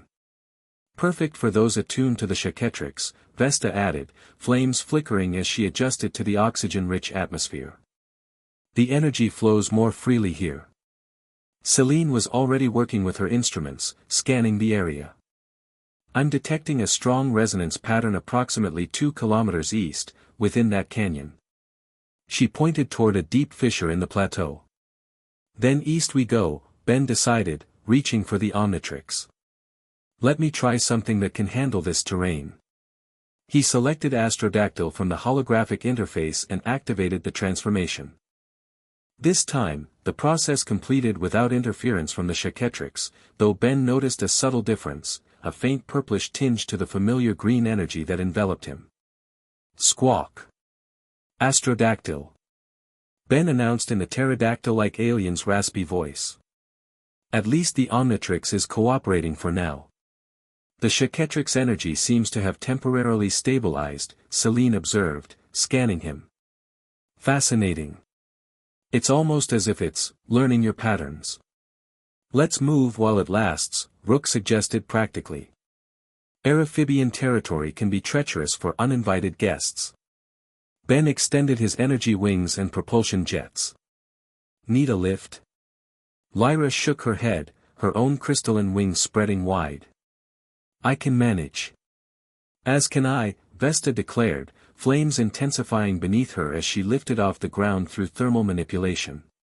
Rook activated the rocket boosters in his proto-suit, while Celine climbed onto a small anti-gravity platform that emerged from her pack. Show-offs, Ben muttered good-naturedly. Squawk. Race you there. He shot forward, green energy trailing behind him as he soared toward the canyon. The others followed, each moving according to their abilities, Lyra gliding on ice crystal wings, Vesta propelled by controlled flame jets, Rook methodically navigating with his tech, and Celine hovering efficiently on her platform. As they approached the canyon, Ben's astrodactyl senses detected movement below, fast, streaking shapes racing through the narrow passages. We've got company, he called back to the others. Multiple contacts, moving fast. Amphibians, Rook confirmed, his visor displaying thermal signatures. At least a dozen, on intercept course. They've detected us, Lyra said grimly. And they're not happy about visitors. Before they could adjust their approach, energy beams lanced up from the canyon, forcing them to scatter. Ben dodged midair, his astrodactyl form's natural agility serving him well. Squawk. So much for a warm welcome. More beams followed, precisely targeted. One caught Celine's platform, sending it spinning wildly. Ben dove, catching the small Galvan before she could fall. Thanks, she managed, clinging to his arm. Their attack pattern is too coordinated for a random patrol. They were expecting us. Or someone, Vesta called, deflecting an energy beam with a wall of flame. We're not the only ones who might be looking for the Guardian. From the canyon below, sleek forms rose into the air, amphibians in their natural state, their manta ray-like bodies cutting through the wind with incredible speed. They surrounded the group, energy building in their eyes and tails. Hold your positions, Lyra advised. Show no aggression. Kind of late for that, Ben muttered, but he halted his flight, hovering in place with Celine still in his grasp. One amphibian separated from the others, slightly larger, with distinctive markings across its reddish skin. It approached cautiously, studying them with glowing eyes. Identify yourselves and your purpose, it demanded in a feminine voice, the words translated through some unknown means directly into their minds. I am Ben Tennyson of Earth, Ben replied, deciding honesty was the best approach. We seek the amphibian guardian of the Chaquetrix. The reaction was immediate and dramatic. The amphibian's formation tightened, energy weapons powering up to full capacity. The Chaquetrix is forbidden knowledge, the leader declared. Speaking its name in our territory is punishable by death. Great start, Ben muttered. Squawk. Look, we don't want trouble. The Chaquetrix has awakened on Earth, and we need help controlling it before Kronos returns. At the mention of Kronos, the amphibians faltered, their perfect formation wavering. Prove your claim, the leader demanded after a tense pause. Show us this awakened power. Ben glanced at the others, receiving nods of encouragement, even from Lyra, who had advocated caution. All right, he agreed. But I'll need to change forms. Proceed, the leader permitted, though the surrounding amphibians maintained their defensive posture. Ben concentrated, focusing on the Chaquetrix energy he could now sense flowing beneath the astrodactyl transformation. Instead of fighting it, he welcomed it, inviting it forward as Vesta had suggested. The Omnitrix symbol on his chest pulsed, green light spreading outward. The astrodactyl form dissolved, but instead of returning to human, Ben transformed directly into his crystalline energy state. Gasps of surprise echoed from the amphibian patrol as Ben hovered before them, his body translucent with swirling cosmic energy visible beneath the surface. The wielder, the leader breathed, reverence replacing hostility. After so many centuries. That's not the reaction I expected, Ben admitted, surprised by the sudden change. The amphibian guardian traditions are different from ours, Lyra explained quietly. They've been waiting for this. The leader approached closer, circling Ben with obvious wonder. The prophecies spoke of a wielder who would unite the 5 guardian species when Kronos threatened once more. She bowed her head in a gesture of respect. I am Zara, first scout of the Arios Wind Dancers. I will take you to our oracle. Another oracle. Ben raised an eyebrow, the expression visible even on his crystalline features. The Cosmic Council maintains oracles among each guardian species, Celine explained. They serve as conduits for cosmic knowledge. Follow, Zara instructed, diving back toward the canyon. The other amphibians formed an honor guard around them as they descended. The canyon opened into a vast underground cavern, illuminated by bioluminescent crystals that cast a blue-green glow across stone structures that seemed to grow organically from the walls. Hundreds of amphibians moved through the space, some flying, others walking on the ground in bipedal forms. The Sanctuary of Winds, Zara explained as they landed on a central platform. Hidden from outsiders for 10,000 years. It's beautiful, Ben remarked, genuine appreciation in his voice as he took in the harmonious blending of natural and constructed elements. Their arrival had caused quite a stir. Amphibians gathered at a respectful distance, murmuring among themselves as they observed the strange visitors, particularly Ben in his energy form. Zara led them to a circular chamber at the heart of the sanctuary. At its center floated an ancient amphibian, skin faded to pale blue with age, eyes glowing with inner light. Oracle, Zara announced with reverence. The wielder has come, as was foretold. The elderly amphibian's eyes fixed on Ben, seeming to peer through his energy form to something beyond. Yes, the oracle confirmed, her mental voice echoing strangely. But not as expected. The Chaquetrix has awakened, but its binding is incomplete. Her gaze shifted to the others. And you have brought only 3 guardians. We're looking for the other 2, Ben explained. That's why we're here. We need the amphibian guardian to help us face Kronos. Kronos stirs from his prison, the oracle acknowledged. His harvesters already search for the fragments of his power. She turned to Zara. You know what must be done. The scout straightened, a mixture of pride and apprehension crossing her features. I am ready, Oracle. What's happening? Ben asked, glancing between them.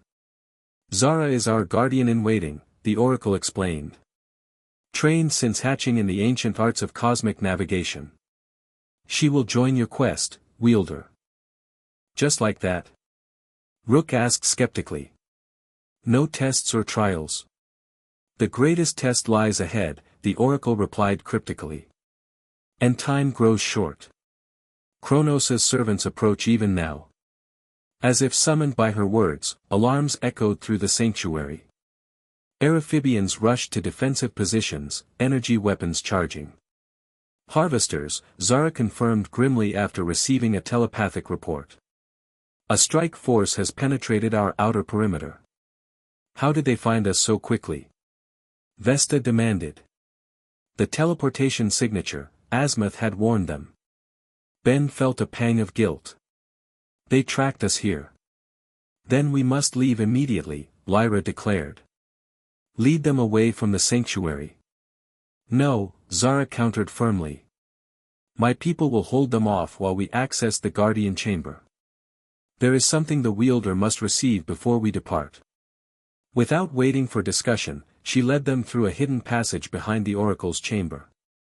The sounds of battle echoed behind them, energy blasts and the distinctive screeching of amphibians engaged in aerial combat. Your people are sacrificing themselves for us, Ben said, conscience troubled. They are protecting the Chaquetrix legacy, as they have for millennia, Zara corrected, her tone leaving no room for argument. It is our sacred duty. The passage opened into a small, perfectly circular chamber. Its walls were inscribed with symbols similar to those Ben had seen on the Oracle's summoning circle back on Earth.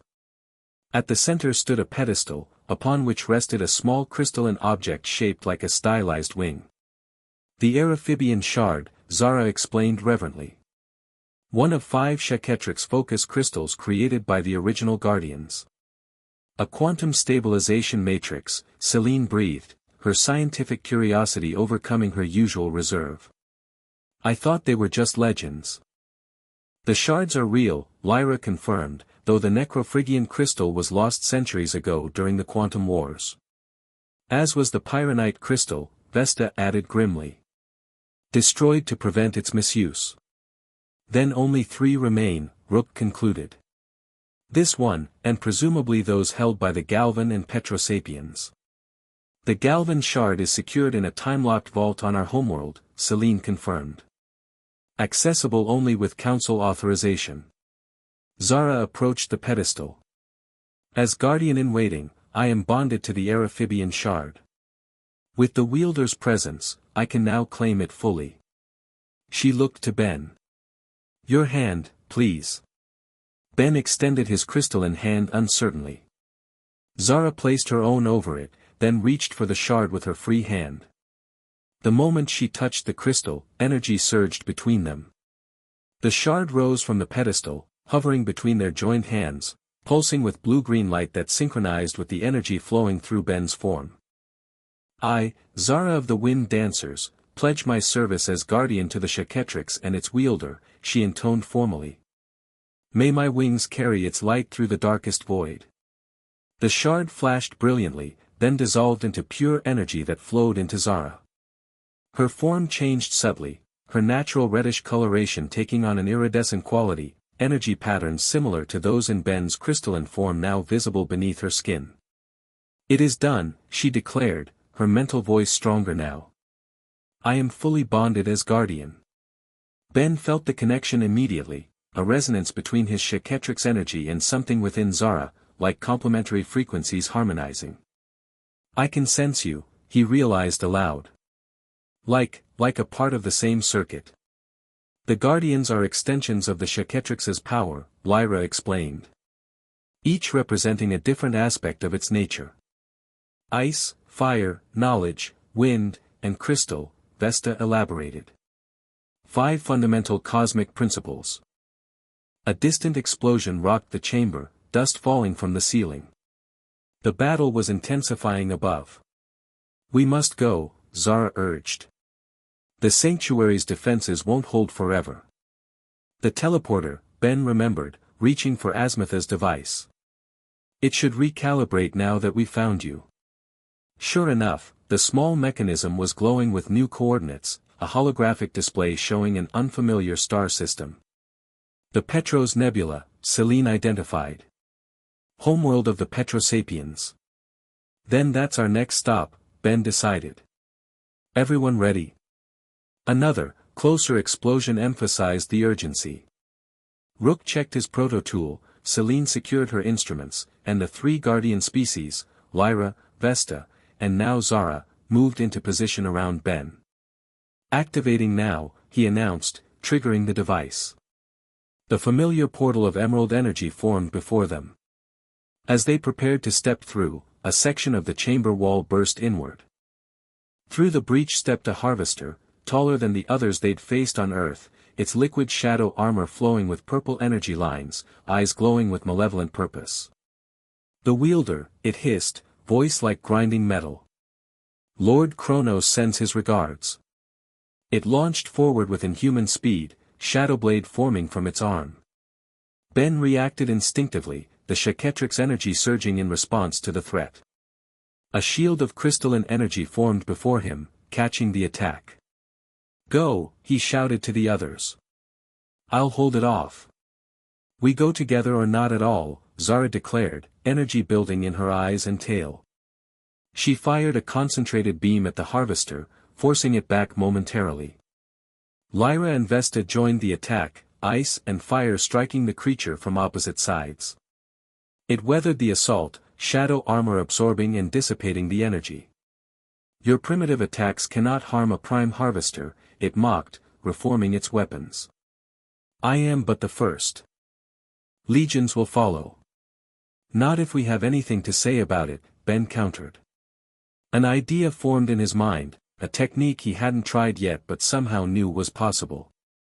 Reaching out with the Chaquetrix energy, he established connections with Lyra, Vesta, and Zara, feeling their unique energy signatures, the aspects of the Chaquetrix they each represented. With a thought, he synchronized those energies, creating a harmonic resonance. Together, he instructed, though words were hardly necessary now. They could feel his intent through the connection. The three guardians extended their hands, channeling their powers, ice, fire, and neuroshock energy, into a single point. Ben added his own energy, the pure Chaquetrix force serving as a catalyst. The combined attack struck the harvester with devastating force, energy patterns disrupting its shadow armor at a fundamental level. It shrieked, a sound like tearing metal, as its form began to disintegrate. "This changes nothing," it grated out as its body collapsed into particles of shadow. "Kronos, eternal." With a final pulse of purple energy, the harvester dissolved completely, leaving only a scorch mark on the chamber floor. "That was efficient," Rook commented, lowering his proto-tool, which he hadn't even had a chance to fire. "And extremely energy-intensive," Celine noted, checking her readings. "You've all expended significant power reserves." Ben felt the drain now, a weariness setting in as the adrenaline faded. The others looked similarly affected, especially Zara, still adjusting to her newly activated guardian powers. "The portal's still open," he observed. "We need to go before more harvesters arrive." Without further discussion, they stepped through the swirling energy gateway. The disorienting sensation of teleportation enveloped them once more, reality bending and reforming around their consciousness. When they emerged, the landscape couldn't have been more different from the windswept moon they'd left behind. Crystal spires stretched toward a violet sky, their facets refracting sunlight into rainbow patterns across a terrain of geometric precision. Every surface gleamed with mineral perfection, a world of living crystal. Petropia, Rook identified. Restored after its destruction years ago. "It's even more beautiful than the historical records described," Celine remarked, adjusting her instruments to the unique electromagnetic properties of the crystalline environment. Ben allowed his energy form to revert, returning to human shape with a flash of green light. The strain of maintaining the Chaquetrix manifestation while coordinating the combined attack had taken more out of him than he'd realized.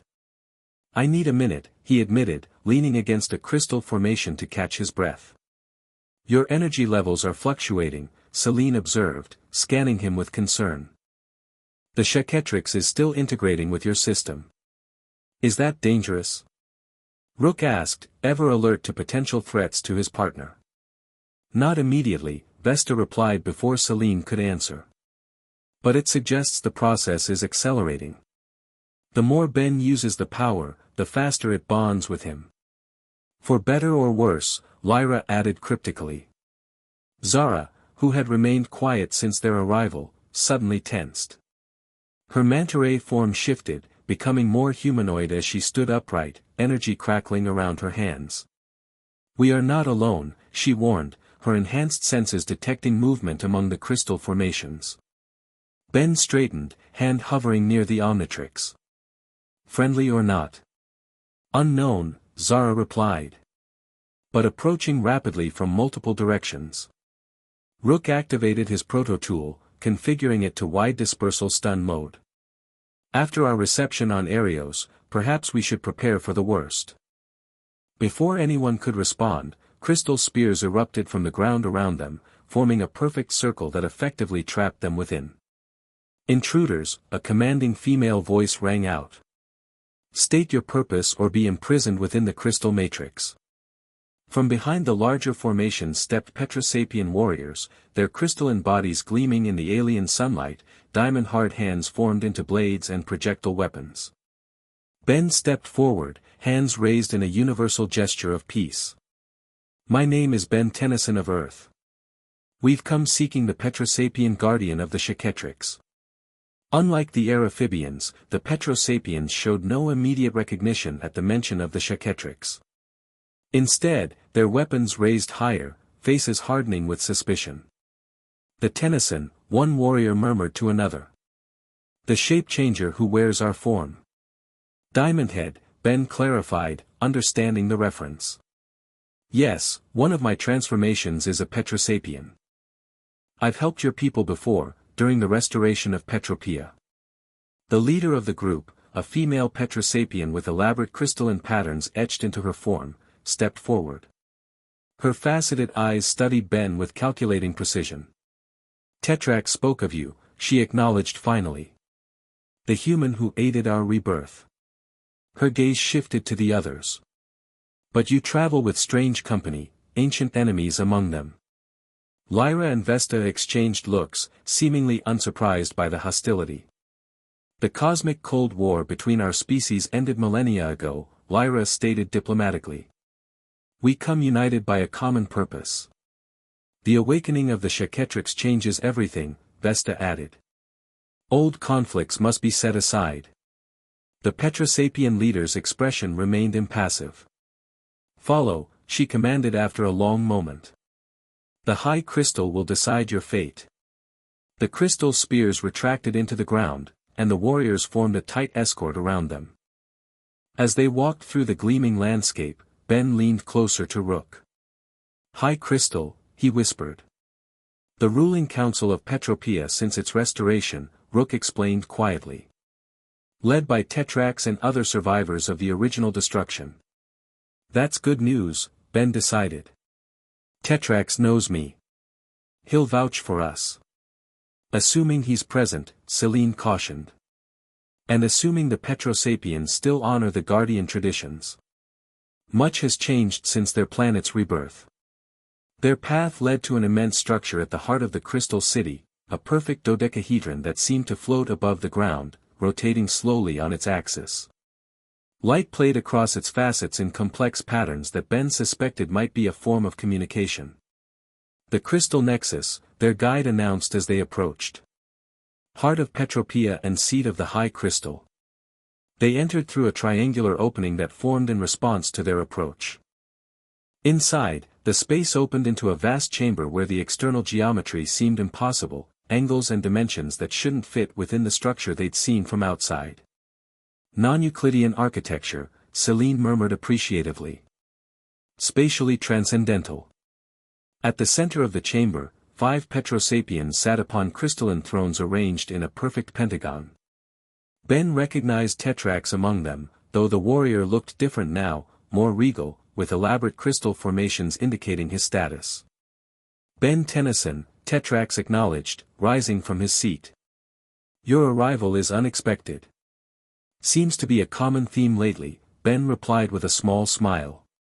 "Good to see you, Tetrax. You bring representatives of the guardian species to our world," another council member observed, her tone neutral but eyes sharp. "After all this time." "The Chaquetrix has awakened," Ben explained, deciding directness was the best approach. "On Earth, through the Omnitrix." This announcement created a stir among the council members, crystalline bodies shifting and refracting light in patterns that suggested intense emotion. "Show us," Tetrax commanded, his tone somewhere between demand and plea.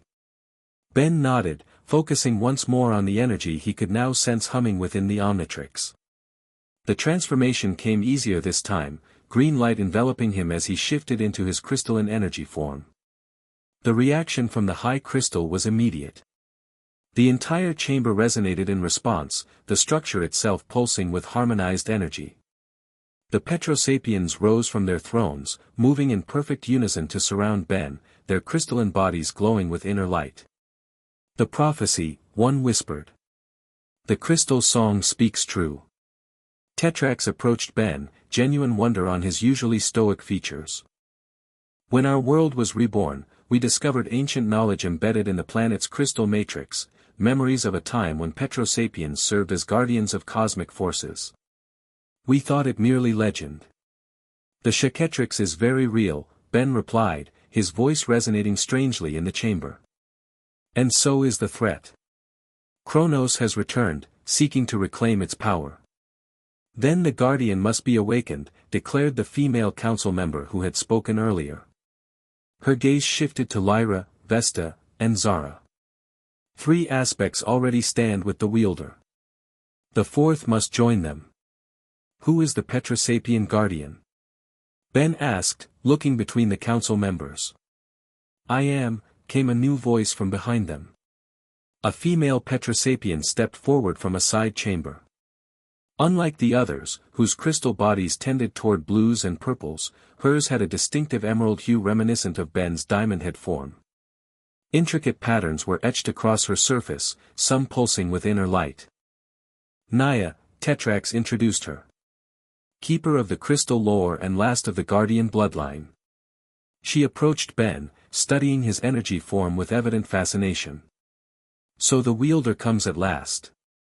Not as our ancestors foresaw, but perhaps as they should have expected." Her crystalline features formed a smile. "The universe rarely unfolds according to plan." "You know about the Chaquetrix?" Ben asked. "About what's happening?" "I know what the crystal songs have taught," Naya replied.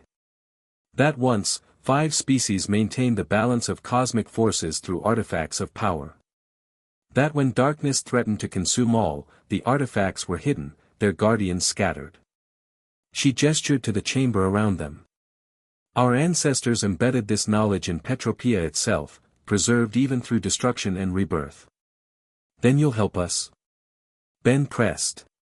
"We need to unite all 5 guardians to have any chance against Kronos." Naya's expression grew solemn.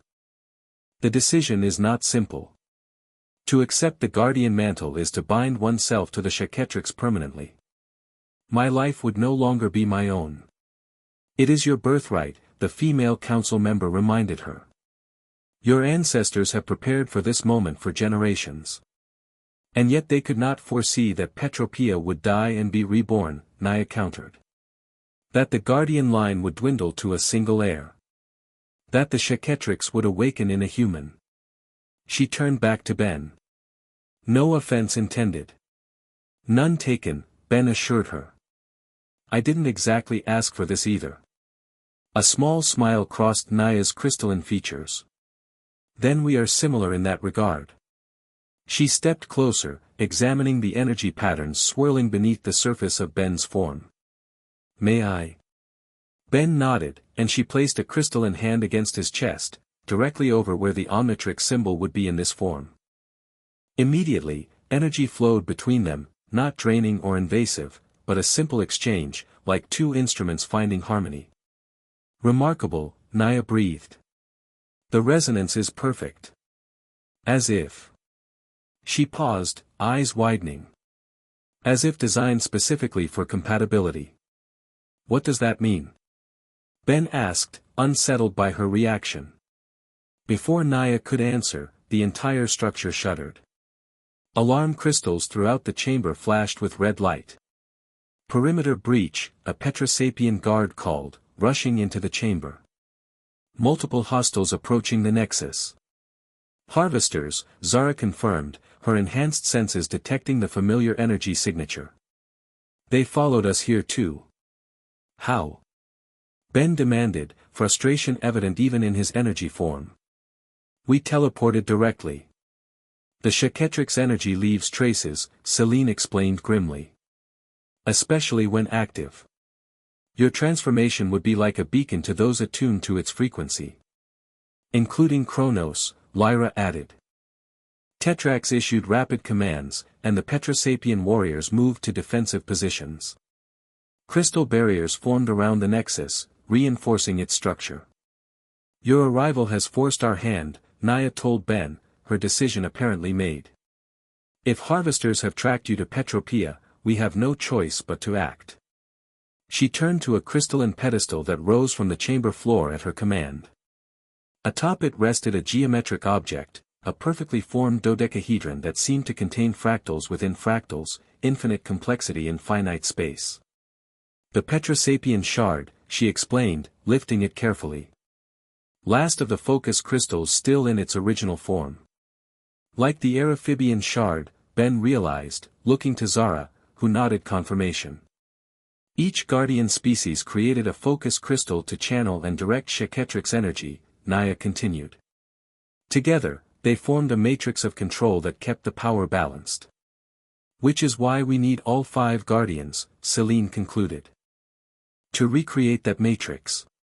Outside, the sounds of battle grew louder, energy weapons firing, crystal structures shattering, the distinctive hissing of harvesters. We have no time for the full awakening ritual, Naya declared. Wielder, your hand. Ben extended his crystalline energy hand as Zara had instructed him earlier. Naya placed the Petrosapian shard upon it, then covered it with her own hand.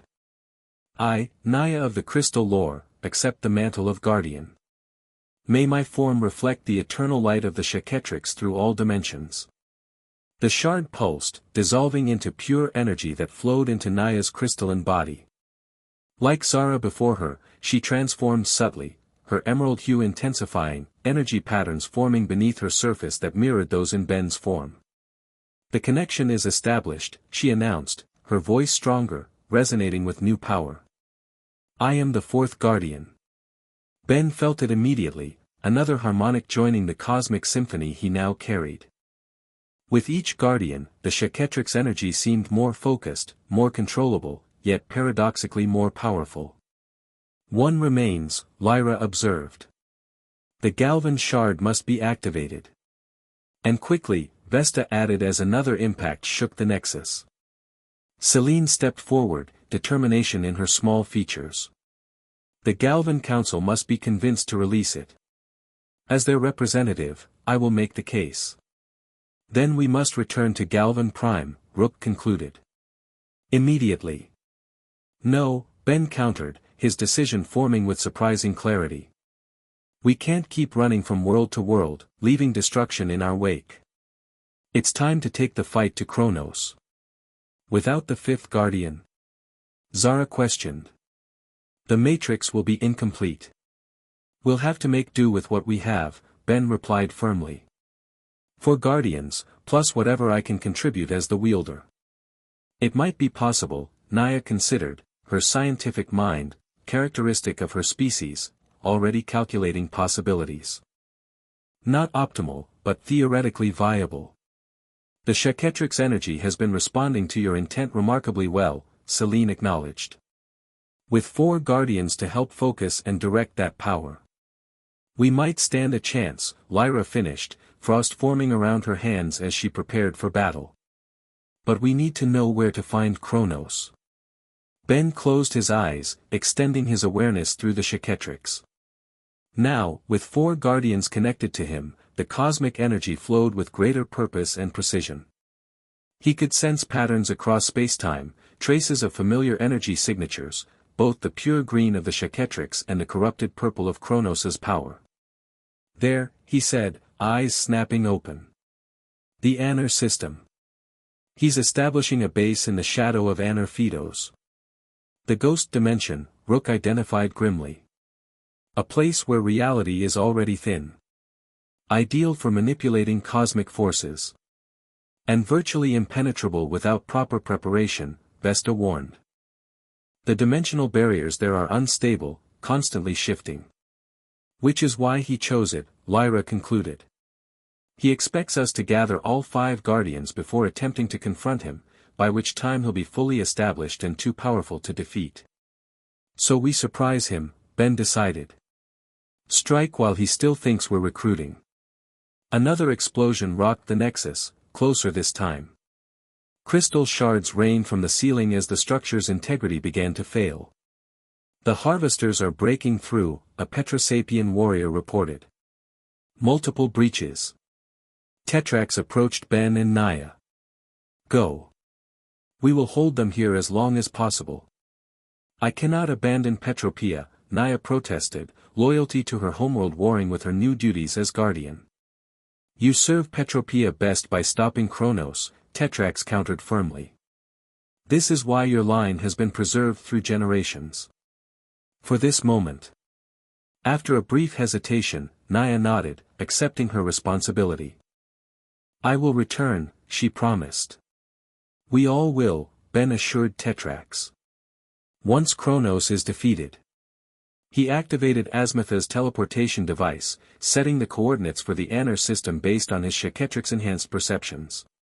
The familiar green portal formed, swirling with energy. Everyone ready? Ben asked, looking at his unlikely team, an ice being, a living flame, a manta ray warrior, a crystal diplomat, a tiny scientist, and his long-suffering Ravanaгаnder partner. As will ever be, Rook answered for all of them, his proto-tool charged and ready. As harvesters burst through the chamber doors, shadow weapons forming in purple energy building, the team stepped through the portal. Reality bent around them once more, carrying them toward a confrontation millennia in the making. Toward Kronos, the harvester of worlds, who waited in the darkness between dimensions, dreaming of cosmic power reclaimed and universes consumed. The final battle for the Chaquetrix had begun. Chapter 3, Cosmic Harmony. The void between dimensions tore open like a wound in reality itself. Green energy crackled around the edges as Ben and his team emerged into the Anner system, a place where the normal rules of physics bent and twisted like shadows at twilight. Before them stretched a bizarre landscape, floating islands of rocky debris orbiting a central mass of swirling purple energy. The sky, if it could be called that, was a tapestry of twisted stars and nebulous clouds that seemed to watch with malevolent awareness. Anner Fidos, Rook identified, his voice hushed with appropriate reverence. The ghost dimension. Ben hovered in his crystalline energy form, the Chaquetrix power flowing through him more smoothly now, responding to his will with increasing precision. Around him, the 4 guardians had naturally arranged themselves in a protective formation, Lyra and Vesta to his right and left, Zara above, and Naya below. Kronos has altered the dimensional fabric, Lyra observed, frost forming and dissolving around her in response to the unstable environment. This place exists in multiple realities simultaneously. A dimensional nexus, Celine confirmed from her position behind Rook, instruments scanning frantically. Ingenious and terrifying. He's creating a space where the barriers between universes are paper-thin. Perfect for harvesting energy across multiple dimensions simultaneously, Vesta added, her flames pulsing with agitation. If he succeeds. He won't, Ben stated with quiet determination. We stop him here. Now. Their arrival hadn't gone unnoticed. From the central mass of energy, tendril-like structures extended outward, probing in their direction. At the same time, smaller objects detached from the floating islands, harvester scout ships, their black hulls nearly invisible against the void. They've detected us, Zara warned, her enhanced senses tracking the approaching vessels. Defensive formation? No, Ben decided after a moment's consideration. Stealth approach. We need to reach the center without triggering a full alert. Agreed, Naya said, her crystalline form shifting to absorb less light. Direct confrontation would be unwise until we understand what we're facing.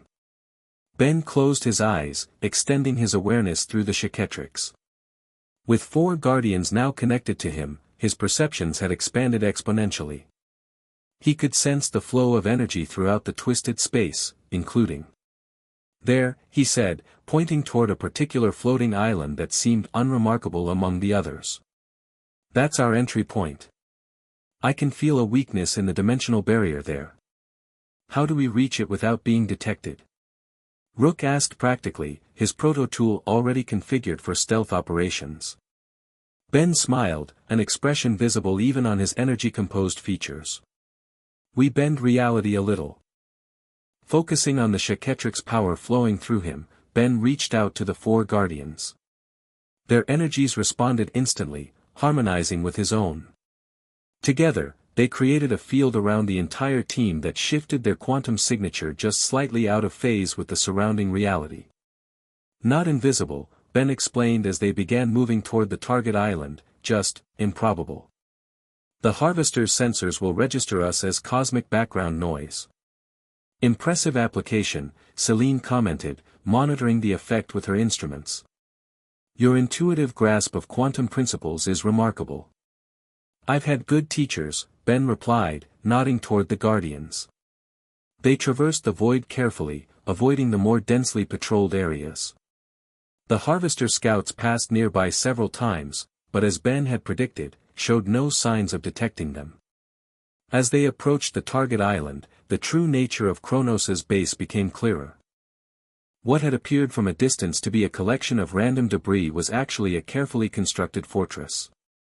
The floating islands were arranged in a precise geometric pattern around the central energy mass, connected by bridges of semi-solid purple light. The entire structure pulsed with malevolent purpose. It's a dimensional engine, Naya realized as they landed on the outer island Ben had identified. Each island serves as an anchor point to a different reality. And the central mass is the harvesting chamber, Vesta added grimly. Where the energy of multiple worlds is being collected and processed. Ben led them to what appeared to be a natural fissure in the rocky surface.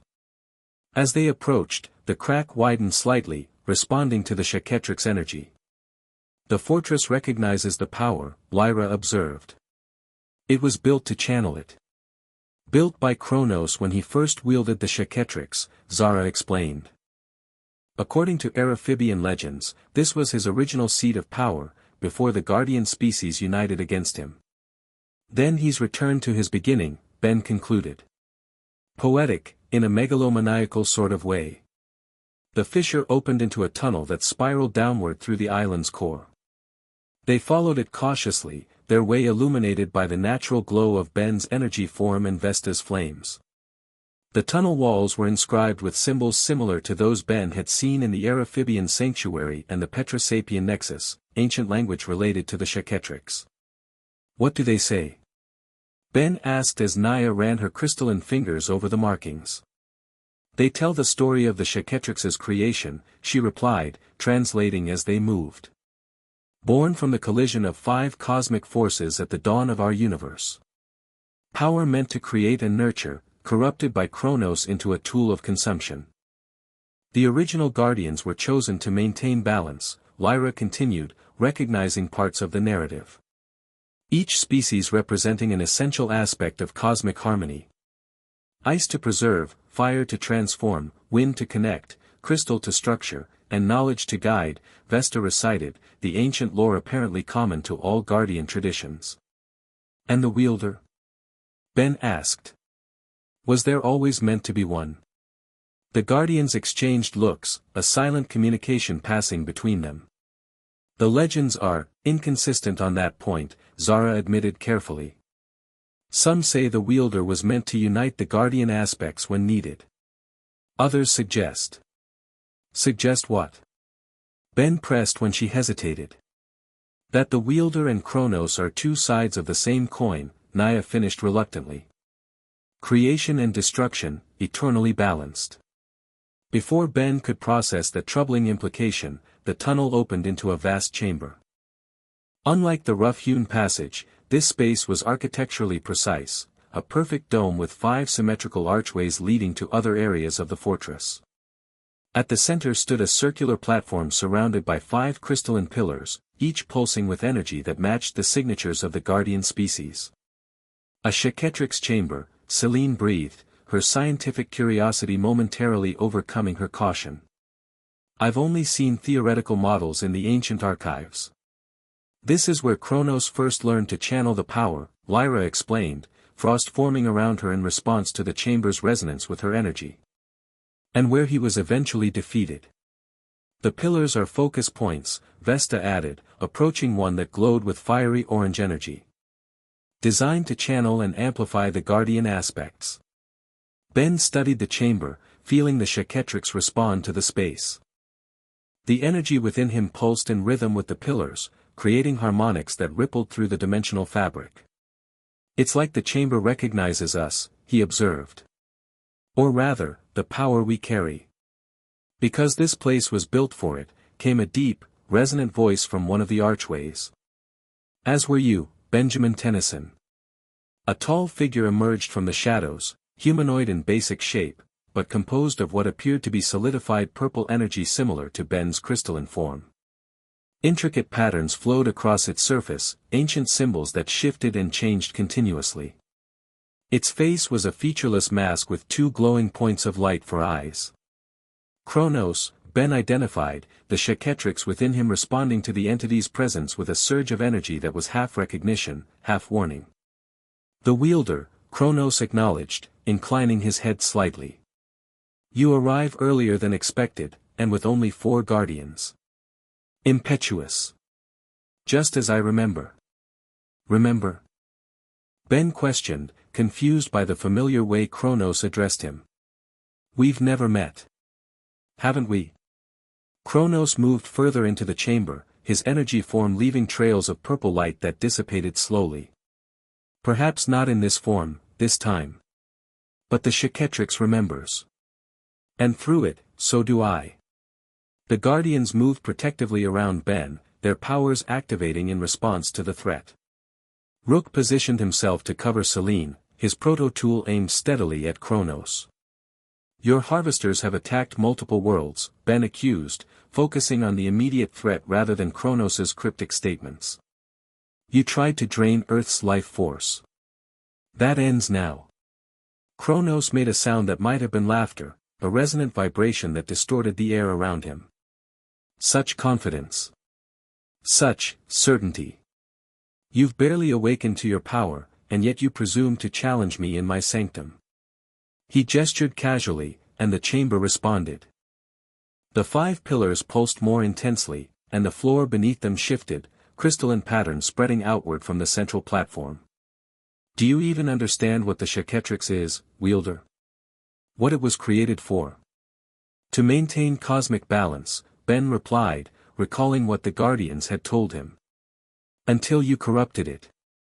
Is that what they taught you? Kronos turned his featureless face toward the Guardians. Such a simplified narrative. The Guardians always did prefer comforting lies to uncomfortable truths. What truth? Ben demanded, the Chaquetrix energy swirling more aggressively within his crystalline form. That the Chaquetrix wasn't created, Kronos stated flatly. It was split. Divided from a single cosmic force into 5 aspects, plus the core, the part you now carry. That contradicts all known historical records, Selene objected, her scientific mind rejecting the claim. History is written by the victors, little Galvan, Kronos replied dismissively. And I lost the last round of our eternal game. Game? Ben echoed, growing increasingly disturbed. You think destroying worlds is a game? Not destroying, harvesting, Kronos corrected. Taking what was always meant to be taken. Cosmic energy flows through all living things, wielder. I merely collect it. To what end? Naya challenged, her crystalline form shifting defensively. What purpose does consuming worlds serve? Restoration, Kronos answered simply. The universe is dying, has been since its birth. The Chaquetrix was meant to renew it, to feed the cosmic cycle. I simply fulfill that purpose. Ben shook his head, refusing to be drawn into Kronos's twisted logic. Whatever justification you've created doesn't change what you're doing. Billions die when you harvest a world. Individual lives for universal continuation, Kronos countered. A fair exchange by any cosmic standard. Not by mine, Ben stated firmly. The Chaquetrix responded to his conviction, energy pulsing more brightly around his form. And since I'm the one with the power now, my standards are what matter. For a moment, Kronos simply observed him, those glowing points of light that served as eyes seeming to peer into Ben's very essence. Interesting, he said finally. Your connection to the Chaquetrix is different than I expected. More, integrated. Azimuth has been cleverer than I gave him credit for. What do you mean? Ben asked, increasingly unsettled by Kronos's familiarity. The Omnitrix wasn't just hiding the Chaquetrix, Kronos explained, beginning to circle the chamber. It was preparing a host. Gradually altering your DNA to achieve compatibility with cosmic energy. Azimuth didn't just hide the power from me, he created a vessel that could oppose me. Impossible, Selene objected. Even Azimuth couldn't engineer something so complex, with so many variables. Unless he had help, Kronos suggested, his attention shifting to the Galvan scientist. From a future version of himself, perhaps. Time is malleable when one understands the Chaquetrix fully. The implication sent a ripple of unease through the group. Ben glanced at his companions, seeing confusion and concern on their faces, all except Selene, whose expression had become unreadable. Enough philosophy, Vesta declared impatiently, flames intensifying around her form. We came to stop you, Kronos, not listen to your distortions of history. Indeed, Lyra agreed, ice crystals forming in the air around her. Whatever the truth of the Chaquetrix's origins, your actions threaten all worlds. Your guardians are eager for battle, Kronos observed, seeming more amused than concerned. But incomplete. The fifth aspect remains unawakened, the matrix unfinished. Did you really think you could challenge me in such a state? As if in response to his words, the chamber shuddered. The fifth crystalline pillar, the only one not resonating with a guardian's energy, pulsed erratically, sending discordant waves through the dimensional fabric.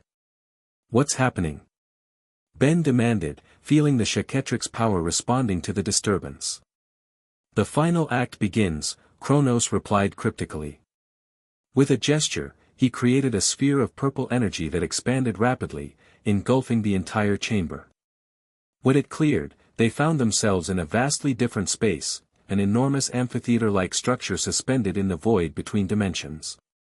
All around them, transparent barriers showed glimpses of different worlds, Earth, Petropia, Arios Prime, and dozens of others, all connected to this central point. My dimensional engine, Kronos announced with evident pride. Connected to 100 worlds across the multiverse, ready to harvest their energy simultaneously. That would cause a cascade failure across multiple dimensions, Selene realized, horror in her voice. Entire universes could collapse. And from their collective energy, a new cosmos will be born, Kronos declared. With me as its architect.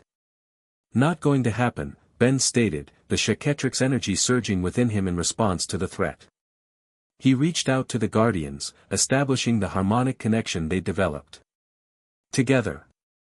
The four Guardians channeled their powers, ice, fire, wind, and crystal, into a unified attack directed by Ben's will. The combined energy struck Kronos with devastating force, enough to have disintegrated a lesser being. When the blast cleared, Kronos remained standing, a sphere of purple energy surrounding him, absorbing and redirecting the attack into the dimensional engine. Thank you for the contribution, he said, his voice echoing with increased power. Did you think I wouldn't be prepared for Guardian energy? I've had millennia to study its patterns. With a casual gesture, he sent a wave of force that separated Ben from the Guardians, disrupting their harmonic link. They were thrown to different parts of the amphitheater, momentarily disoriented. Now, let me show you true Chaquetrix mastery, Kronos continued, rising into the air as purple energy swirled around him. The kind that comes from eons of experience. The dimensional engine activated fully, purple light coursing through channels that connected to the viewing portals. On each visible world, energy began to drain from living things, plants withering, animals collapsing, sentient beings crying out as their life force was extracted. No! Ben shouted, the horror of witnessing multiple worlds being harvested simultaneously overwhelming him. The Chaquetrix responded to his emotion, power surging outward in an uncontrolled burst that shook the entire structure. Kronos absorbed the chaotic energy, growing more powerful. Your emotion feeds me, wielder. Anger, fear, desperation, all aspects of cosmic energy in their raw form. Ben struggled to regain control, to find the balance the Guardians had been teaching him. But seeing the suffering across multiple worlds, including Earth, where he could make out Bellwood, the plumber base, people he knew, made concentration nearly impossible. Ben! Lyra called out, her icy form regenerating after the blast. You must center yourself. The Chaquetrix responds to balance, not chaos. Easier said than done, Ben grunted, fighting to contain the power that threatened to explode from him. Rook had recovered as well, helping Selene to her feet while keeping his proto-tool trained on Kronos. We need a plan, he stated calmly, his Ravanaгаnder discipline holding firm even in this crisis. A coordinated approach. The dimensional engine, Selene suggested, her analytical mind racing despite the danger. It's the key. If we could reverse its flow. Like I did with the drain beam on Earth, Ben realized, focusing on that memory to help stabilize his power. But on a much larger scale. Impossible without the fifth Guardian, Vesta countered, rejoining them with Zara and Naya close behind. The matrix is incomplete. Then we adapt, Ben decided, his determination returning. 4 Guardians plus whatever I can contribute as the wielder. It has to be enough. Above them, Kronos continued channeling the harvested energy, his form growing more defined, more powerful with each passing moment. The purple light had deepened to a midnight shade that seemed to absorb rather than emit illumination. We need to synchronize perfectly, Lyra advised, frost forming around her in controlled patterns. No room for error. I'll guide the energy flow, Ben agreed, the Chaquetrix responding more smoothly as he regained his focus. Each of you target one aspect of the dimensional engine. The Guardians nodded, spreading out to strategic positions around the amphitheater. Ben remained at the center, becoming the focal point for their combined power. What about me? Rook asked, his proto-tool ready. Protect Selene, Ben instructed. We'll need her scientific expertise if this works. When this works, Selene corrected with unexpected confidence. She looked up at Ben with an intensity he hadn't seen before. Trust the Chaquetrix, Ben. Trust what it's showing you. Something about her tone struck Ben as significant, but there was no time to analyze it. Kronos had noticed their preparations and was directing harvesters to intercept the Guardians before they could position themselves. Now. Ben called, channeling the Chaquetrix energy outward in 4 distinct streams, connecting to each Guardian. The harmony was immediate and powerful. Lyra's ice energy flowed through the connection, targeting the temporal components of the dimensional engine, slowing the harvest process. Vesta's fire attacked the energy conduits, disrupting the flow to Kronos. Zara's neuroshock power interfered with the control systems, creating feedback loops. Naya's crystal energy reinforced the dimensional barriers, preventing further collapse. Ben coordinated it all, the Chaquetrix responding to his will with increasing precision. For a moment, it seemed to be working, the purple energy flow stuttered, the drain on the connected world slowing. But Kronos was far from defeated. With a roar of frustration, he directed the full force of his accumulated power against their effort. Purple energy crashed against green, creating dimensional ripples that threatened to tear the very fabric of reality. He's too strong. Zara called out, struggling to maintain her position as harvesters closed in around her. We need the 5th aspect. Naya confirmed, her crystal form cracking under the strain of holding multiple dimensional barriers. There is no 5th Guardian. Vesta shouted back, her flames diminishing as Kronos systematically drained their energy. There is, came Celine's calm voice from behind Ben. There always was. Ben turned, momentarily confused, to see the small Galvan approaching with determined steps. Rook followed, equally puzzled by her behavior. Celine? Ben questioned, maintaining the harmonic connection with the other guardians despite his divided attention. I am not merely a Galvan scientist, she replied, her form beginning to glow with a subtle green energy similar to Ben's own. I am the fifth guardian. I always have been. What? Lyra's shock was evident even across their energy connection. But you said the Galvan shard was locked away. A necessary deception, Celine admitted. To ensure Kronos would act before we were fully prepared. To draw him out. She reached into a hidden compartment in her equipment and withdrew a small, complex geometric shape that pulsed with green-gold light, the Galvan shard. Clever, Kronos acknowledged, his attack momentarily pausing as he reassessed the situation. Using yourself as bait, Azimuth. Azimuth? Ben echoed, confusion mounting. Celine, or whoever she was, smiled sadly. Not exactly. Let's just say I borrowed this form for convenience. The truth is somewhat more complicated.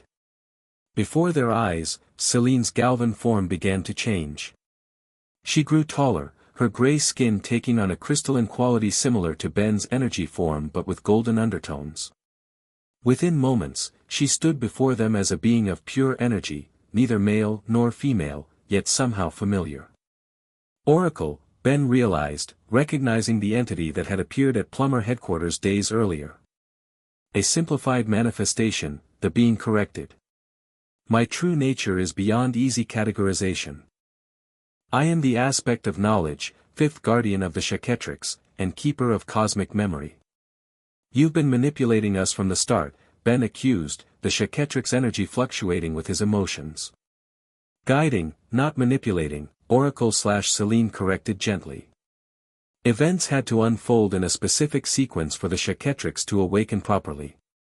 For you to learn what you needed to know. Enough. Kronos roared, his power surging outward in waves of destructive force. The fifth guardian changes nothing. I have already accumulated enough energy to complete my work. He's right, the knowledge aspect confirmed gravely. We cannot stop the harvest now that it's begun. But we can redirect it. How? Ben demanded, struggling to maintain the harmonic connection with the other guardians while processing this new development. Complete the matrix, Oracle/Celine instructed, holding out the Galvan shard. Accept the final aspect into the harmony. Without waiting for further discussion, the being pressed the shard against Ben's crystalline chest. Energy flowed between them, and the Chaquetrix responded with a surge of power that momentarily blinded everyone present. When Ben's vision cleared, his perception had expanded exponentially. He could see the flow of cosmic energy throughout the multiverse, the connections between dimensions, the underlying patterns of reality itself. And at the center of it all, the Chaquetrix, not as a separate power source, but as an integral part of himself. I understand now, he breathed, the revelations coming in waves. The Chaquetrix isn't a weapon or a tool. It's a key. Yes, the knowledge aspect confirmed, now fully integrated into the harmonic matrix with the other guardians. A key to the fundamental forces that shape and reshape reality. And Kronos? Ben asked, his expanded awareness allowing him to see the ancient entity in a new light. A necessary counterbalance, came the surprising answer. Creation requires destruction. Growth requires harvest.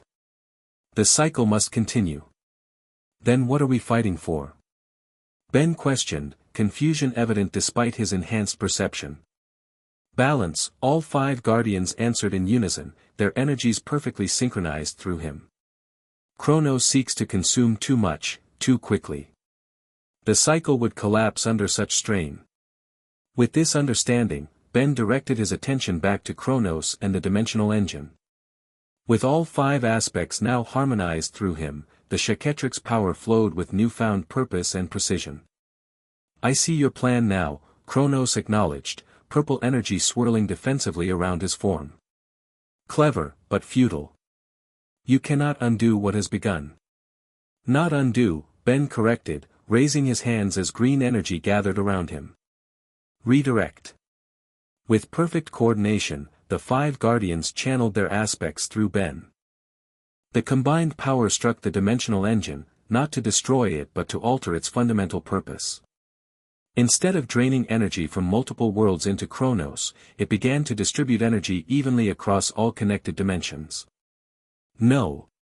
Kronos roared, attempting to wrest back control. The harvest is mine to direct.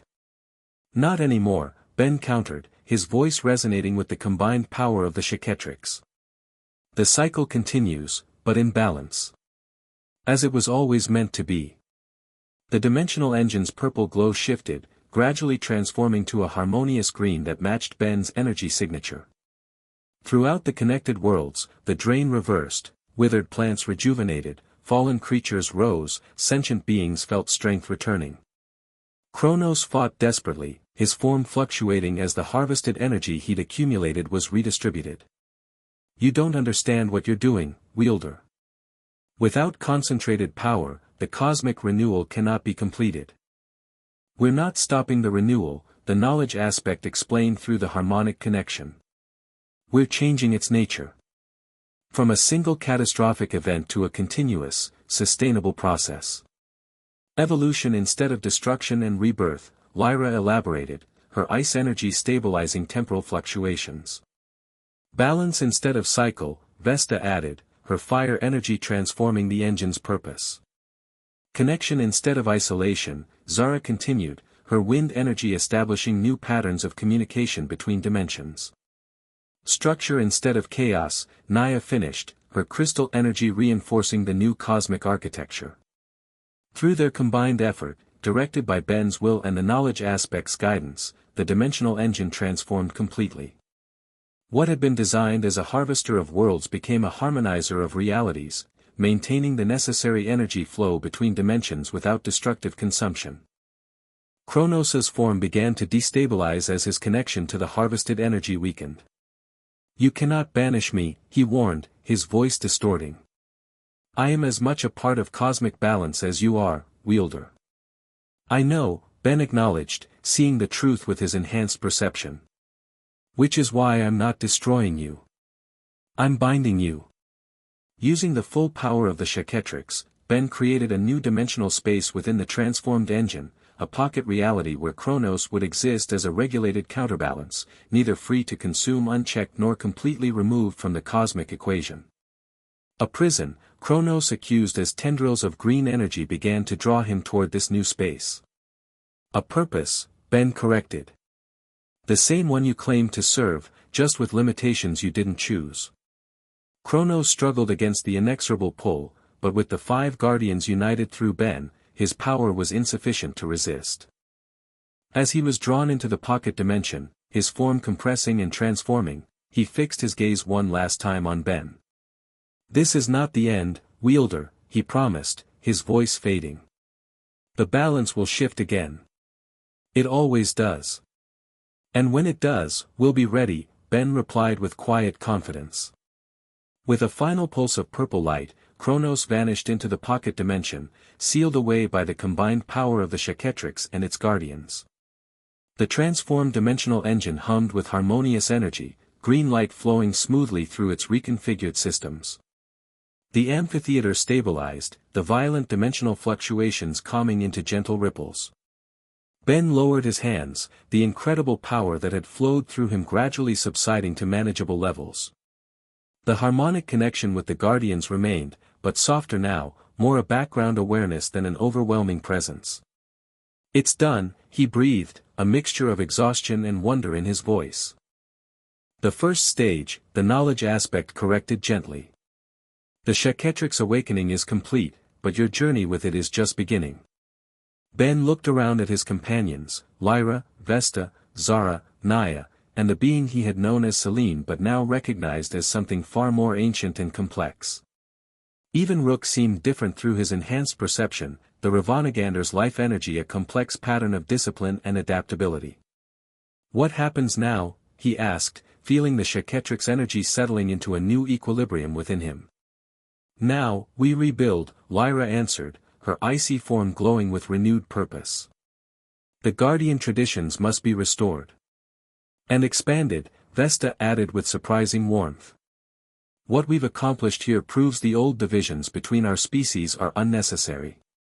A new cosmic council, Zara suggested, her neuroshock energy forming intricate patterns around her.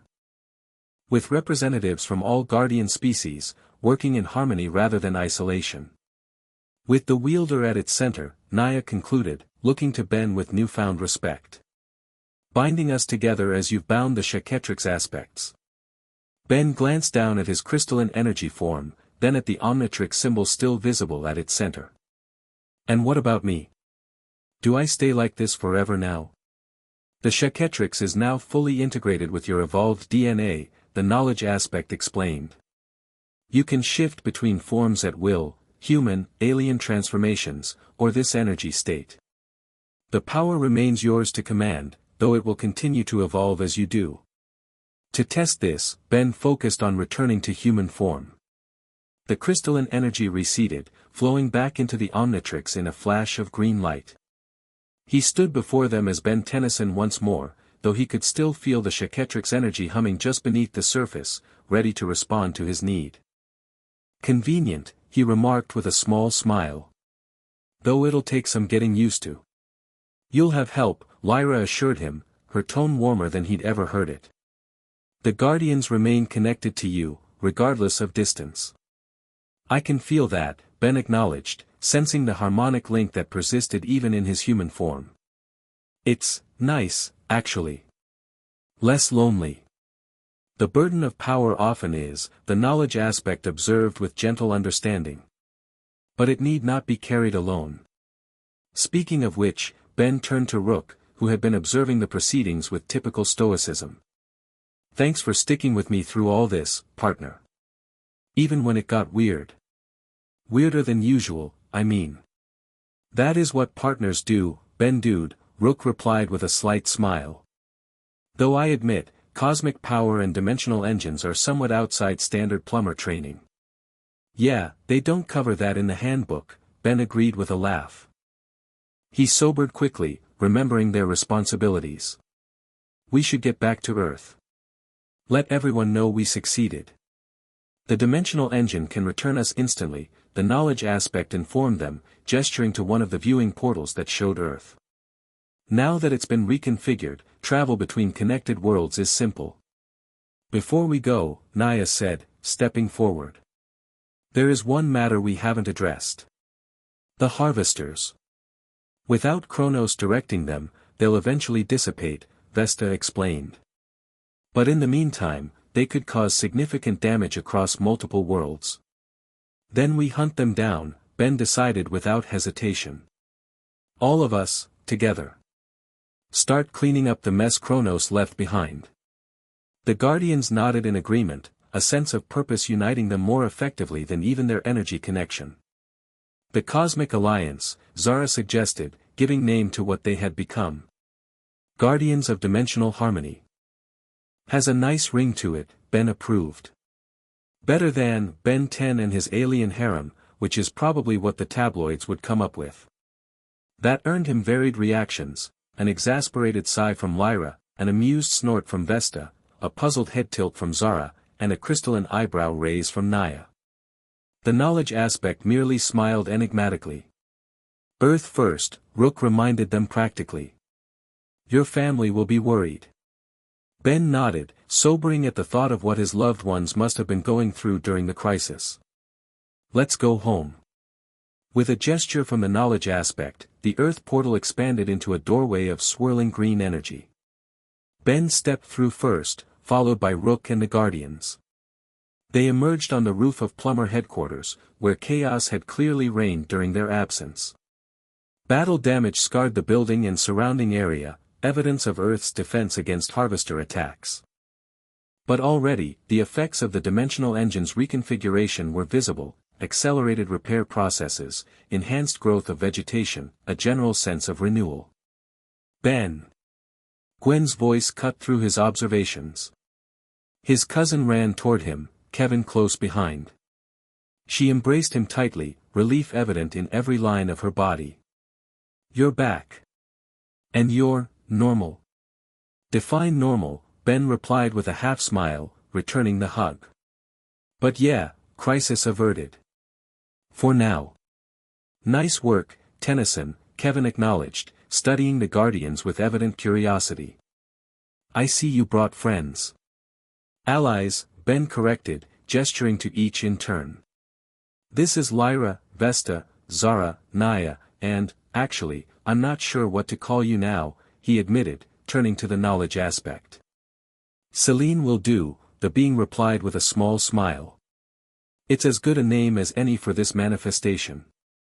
Magister Tennyson emerged from the building, followed by Azimuth, who rode on his shoulder.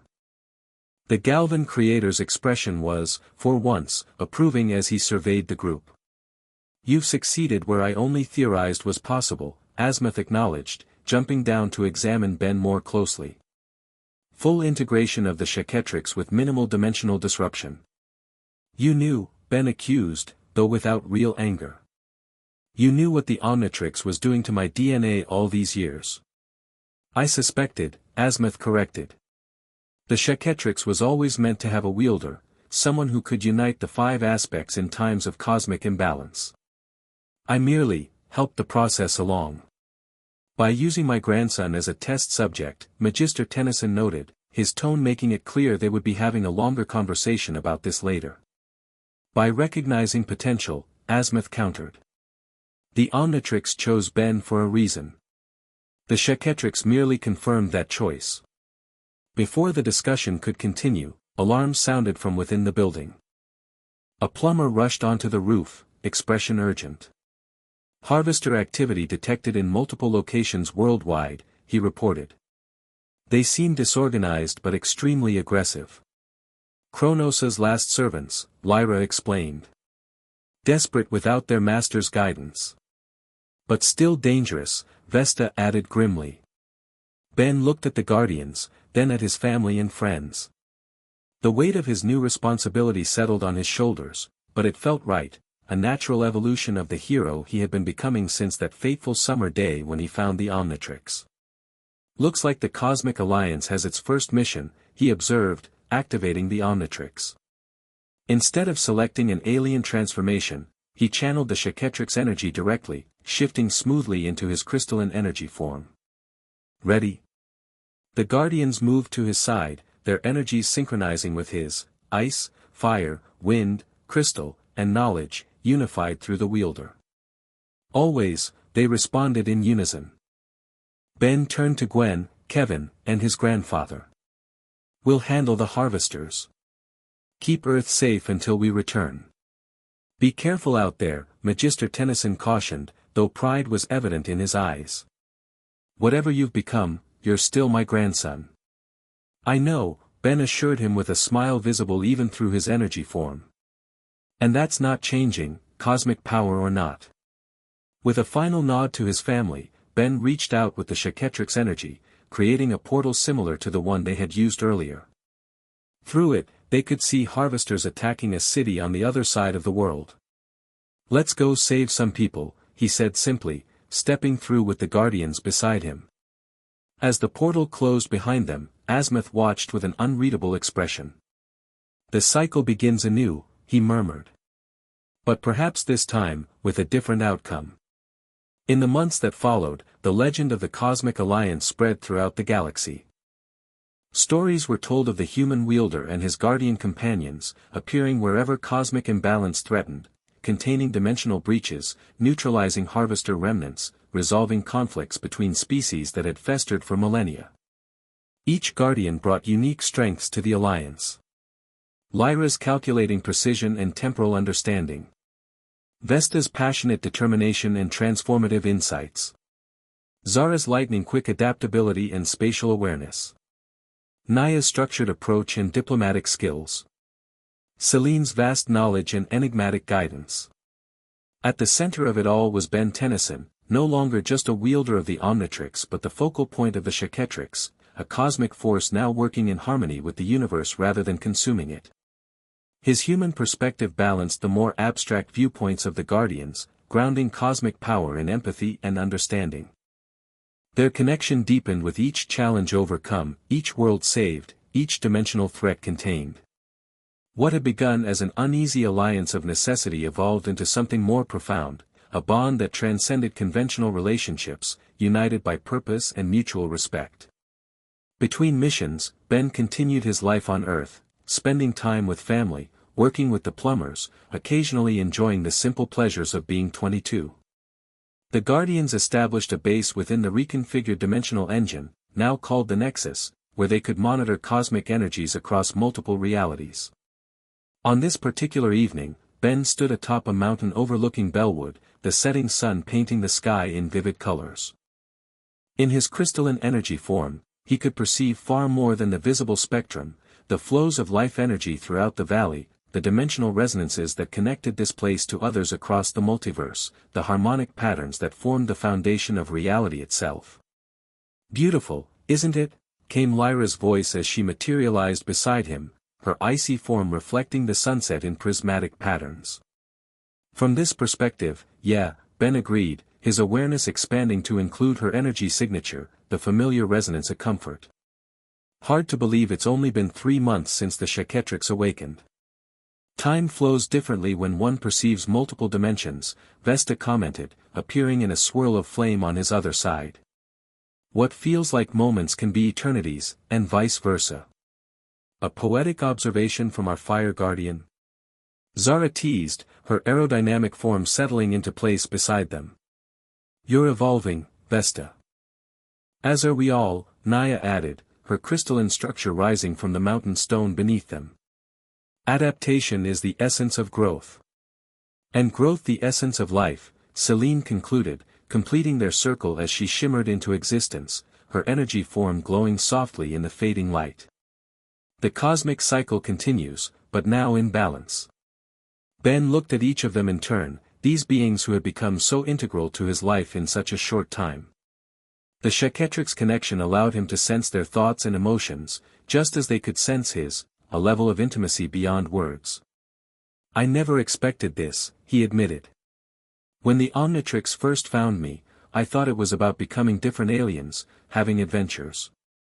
I never imagined it was preparing me for this.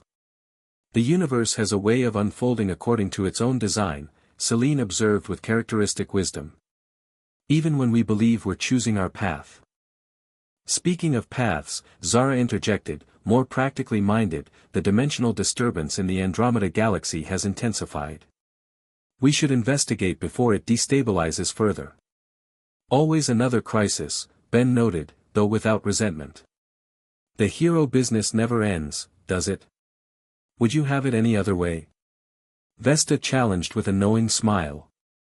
Ben considered the question honestly, looking out over the town he had protected for so long, then back at the extraordinary beings who now shared his cosmic journey.